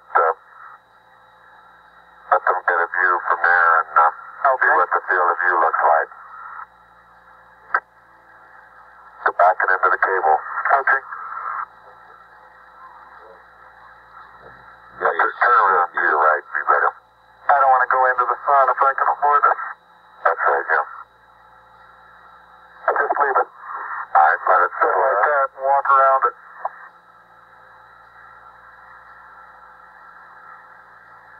Houston, how's that field of view going to be? Pick up the Mesa far away? Good.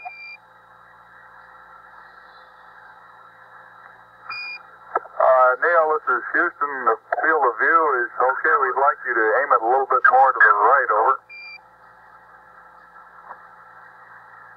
Okay. Okay, that's all the cable we have. All the way out. I'll start working on the shoulder. A little bit too much to the right. Can you bring it back left about 4 or 5 degrees?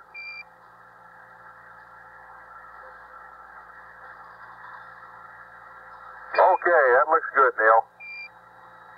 Hey, that looks good, Neil. Okay, now, think I ought to be farther away or closer?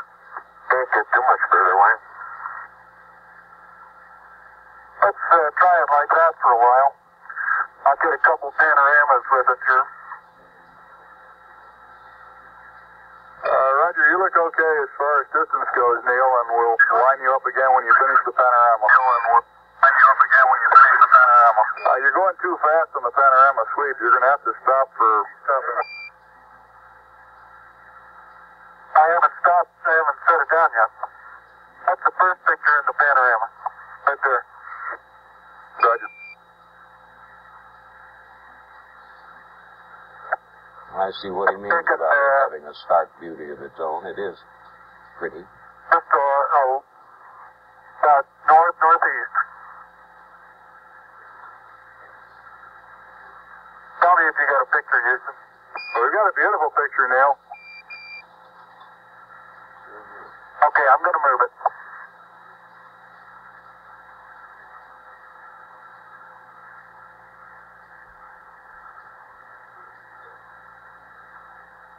Okay, there's another good one.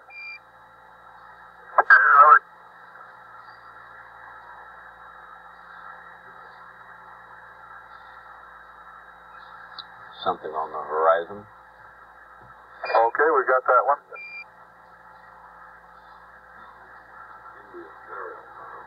Okay, now this one's right down sun, big west. And I want to know if you can see an angular rock in the foreground. Roger, we have a large angular rock in the foreground, and looks like a much smaller rock a couple of inches to the left of it, over. Right, and then then on beyond it about 10 feet is an even larger rock that's very rounded. That rock is about, the closest one to you is about sticking out of the sand about 1 foot. It's about 1.5 feet long, and it's about 6 inches thick, but it's standing on edge. Roger. But nothing to knock it over.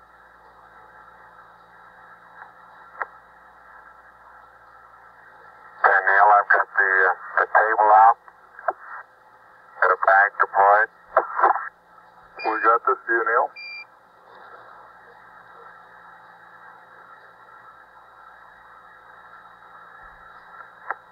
I don't know what that is. Straight south. Roger, and we see the shadow of the limb. Ah. In the hill, Roger, the little hill just beyond the shadow of the limb is a pair of elongate craters. About probably the pair together is 40 feet long and 20 feet across, and they're probably 6 feet deep. We'll probably get some more work in there later.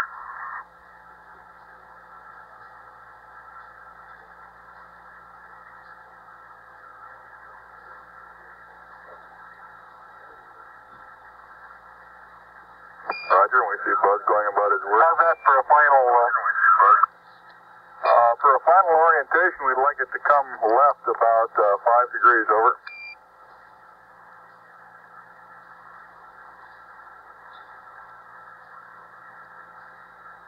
Back to the right about half as much. Okay.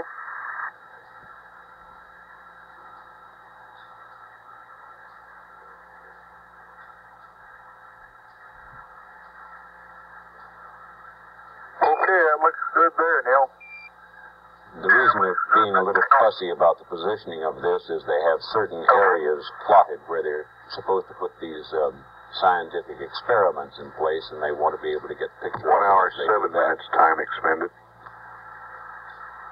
The other thing is, Frank, they don't have a viewfinder on their camera, so the ground has to tell them which way to point it. Mm-hmm. That's Armstrong going there. Let's watch him walk now. Okay, you can make a mark, Houston. Roger, slow in.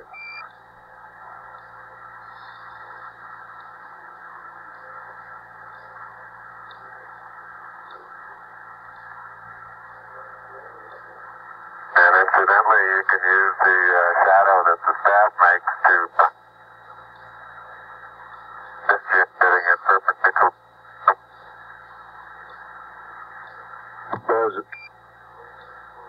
Buzz is erecting the solar wind experiment now.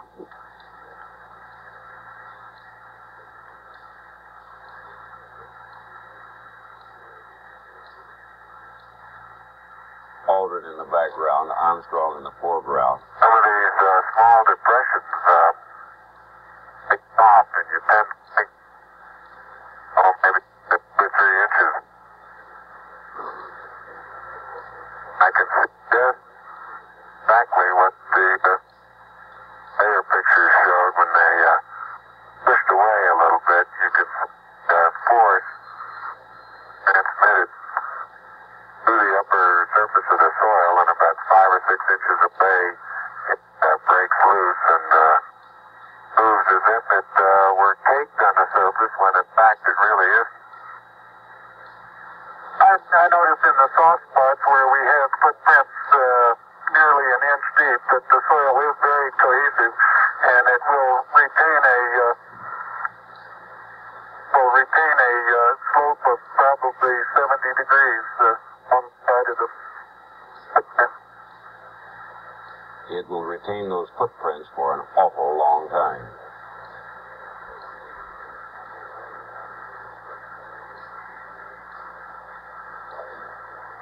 It's a little like they were at the end of a rope, a mountain climber scaling up the side. They sort of float and bounce and slither along.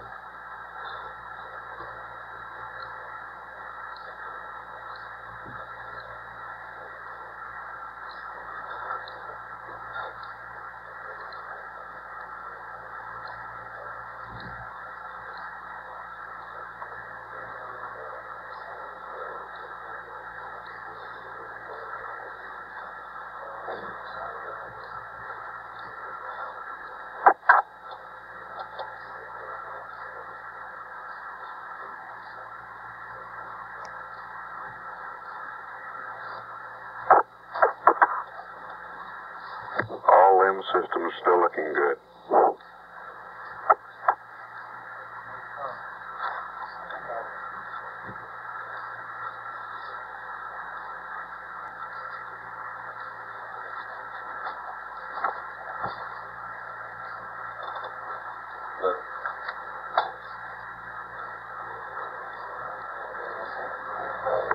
That picture will appear in every history of our time. Okay. Yeah, I think that's right.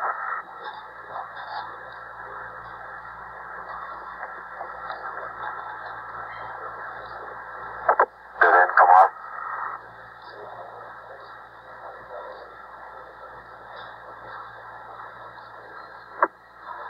Oh, I did get the number.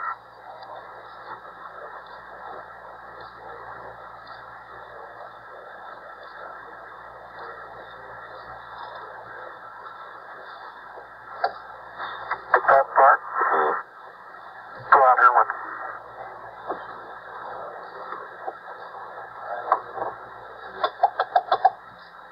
Head up to the rocker.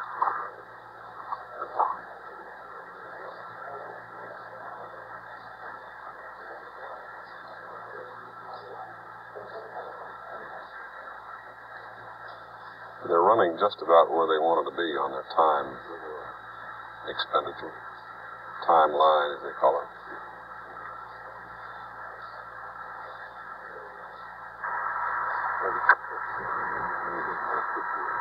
You'll have to extend that one.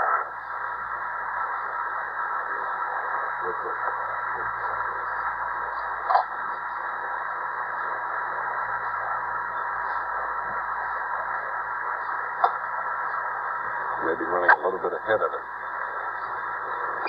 Columbia, Columbia, this is Houston, AOS, over. Houston, AOS, over.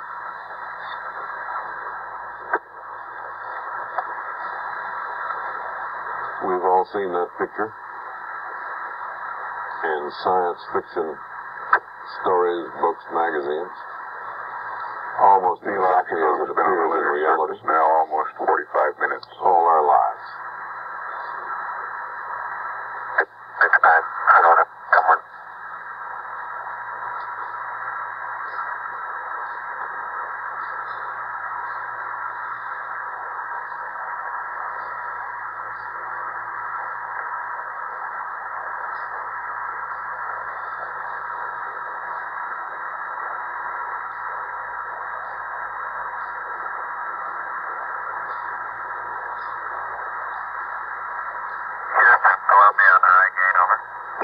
Columbia, this is Houston, reading you loud and clear, over. Yeah, this is Houston, reading. Yeah, reading you loud and clear. How's it going? Roger, the EVA is progressing beautifully. I believe they're setting up the flag now. Great. That's a conversation with I guess you're about the only person around that doesn't have TV coverage of the scene. Well, that's what I was going to say. That's all right, I don't mind a bit.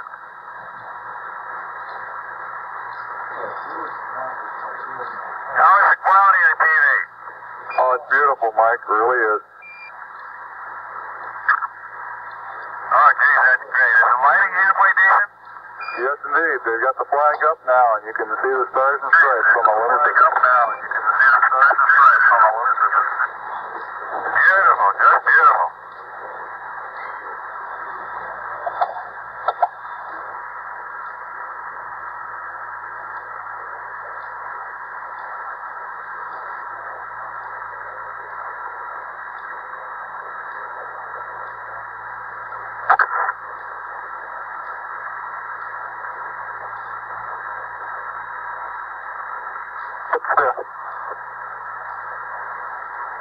See if you can pull that in off of them. President Nixon is sitting in his office alone. He's going to talk to the astronauts in a few minutes. Sitting there alone, when they put the flag up, he applauds. Go up.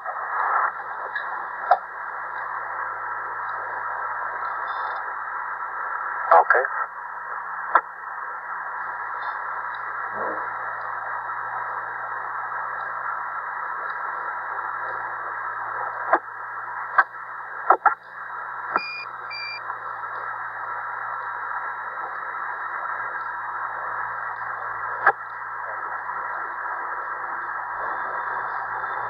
There was some talk in the early stages of putting up the United Nations flags and perhaps the flags of some or all other countries, but Congress balked and said no.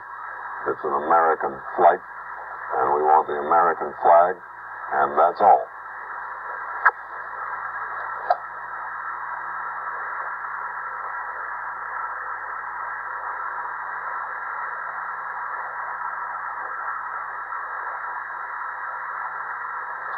They do have the flags of 120-odd other countries in the Eagle. They will return them to Earth and give them to the country, but they will not be taken out on the moon.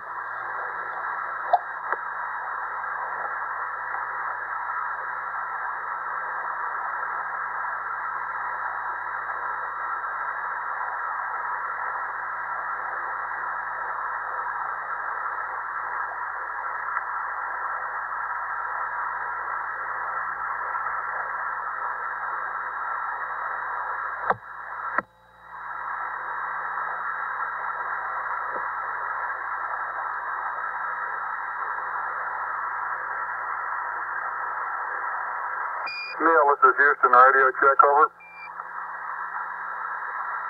Hi, Roger. Houston, loud and clear. Roger, loud and clear, Houston. Roger, Buzz.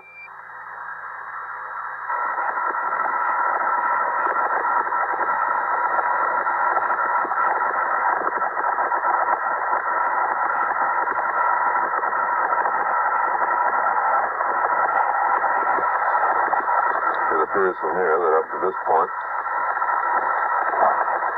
Apollo 11 has been an utter and total success in every respect.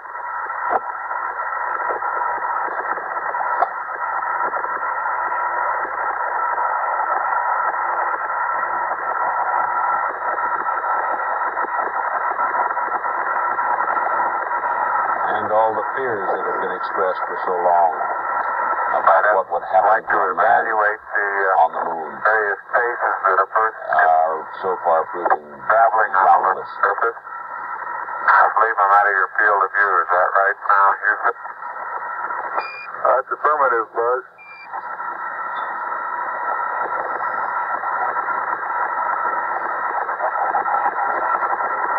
You're in our field of view now. You do have to be.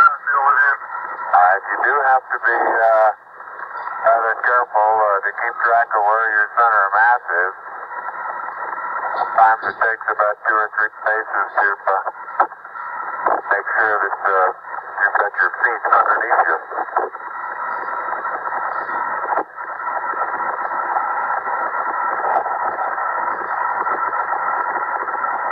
And about 2 or 3 or maybe 4 easy paces can bring you to fairly smooth stop.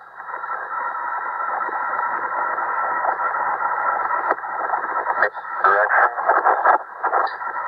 Like a football player, you just have to put out to the side and cut a little bit. That's Aldrin, who is or was a football player and loved it.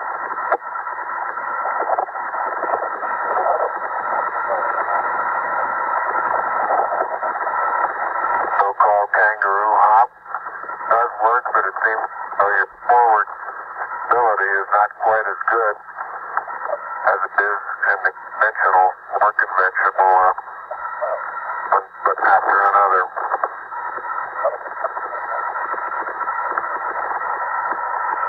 Do you believe what you're seeing, David? Even though I know I'm seeing it, I don't believe it. It's absolutely incredible. It is marvelous. As far as saying what a sustained pace might be, I think one that I'm using now would get rather tiring after several hundred. But this may be a function of the suit as well as lack of gravity force here.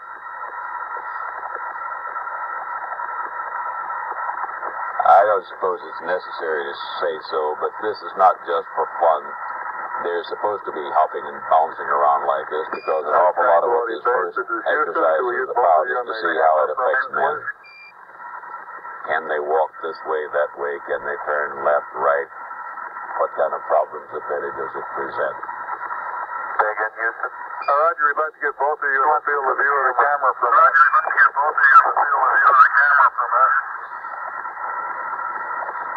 Neil and Buzz, the President of the United States is in his office now and would like to say a few words to you. Over.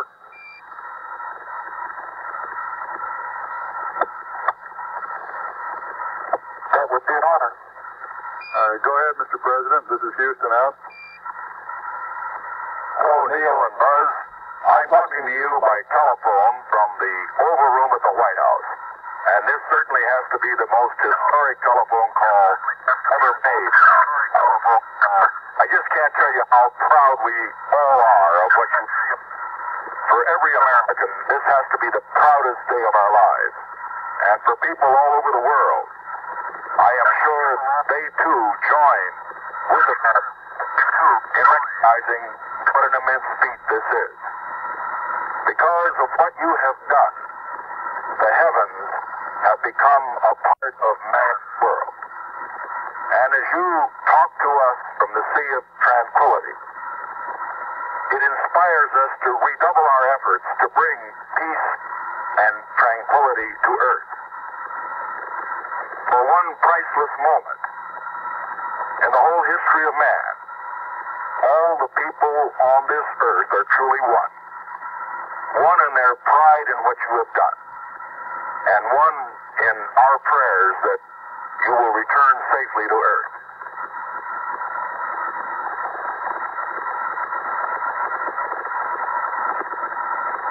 Thank you, Mr. President.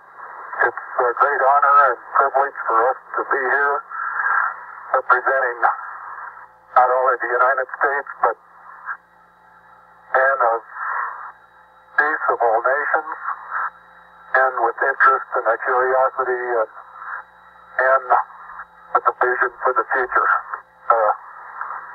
Honor for us to be able to participate here today. And thank you very much, and I look forward, all of us look forward to seeing you on the Hornet on Thursday. Look forward to that very much, sir.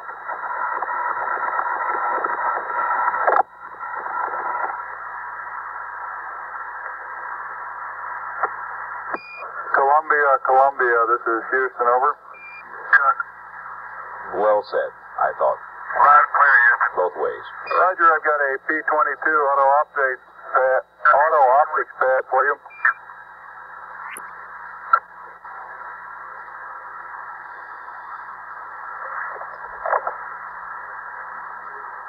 Roger, go ahead. Roger, P-22, landmark ID, LEM. T1 1102656.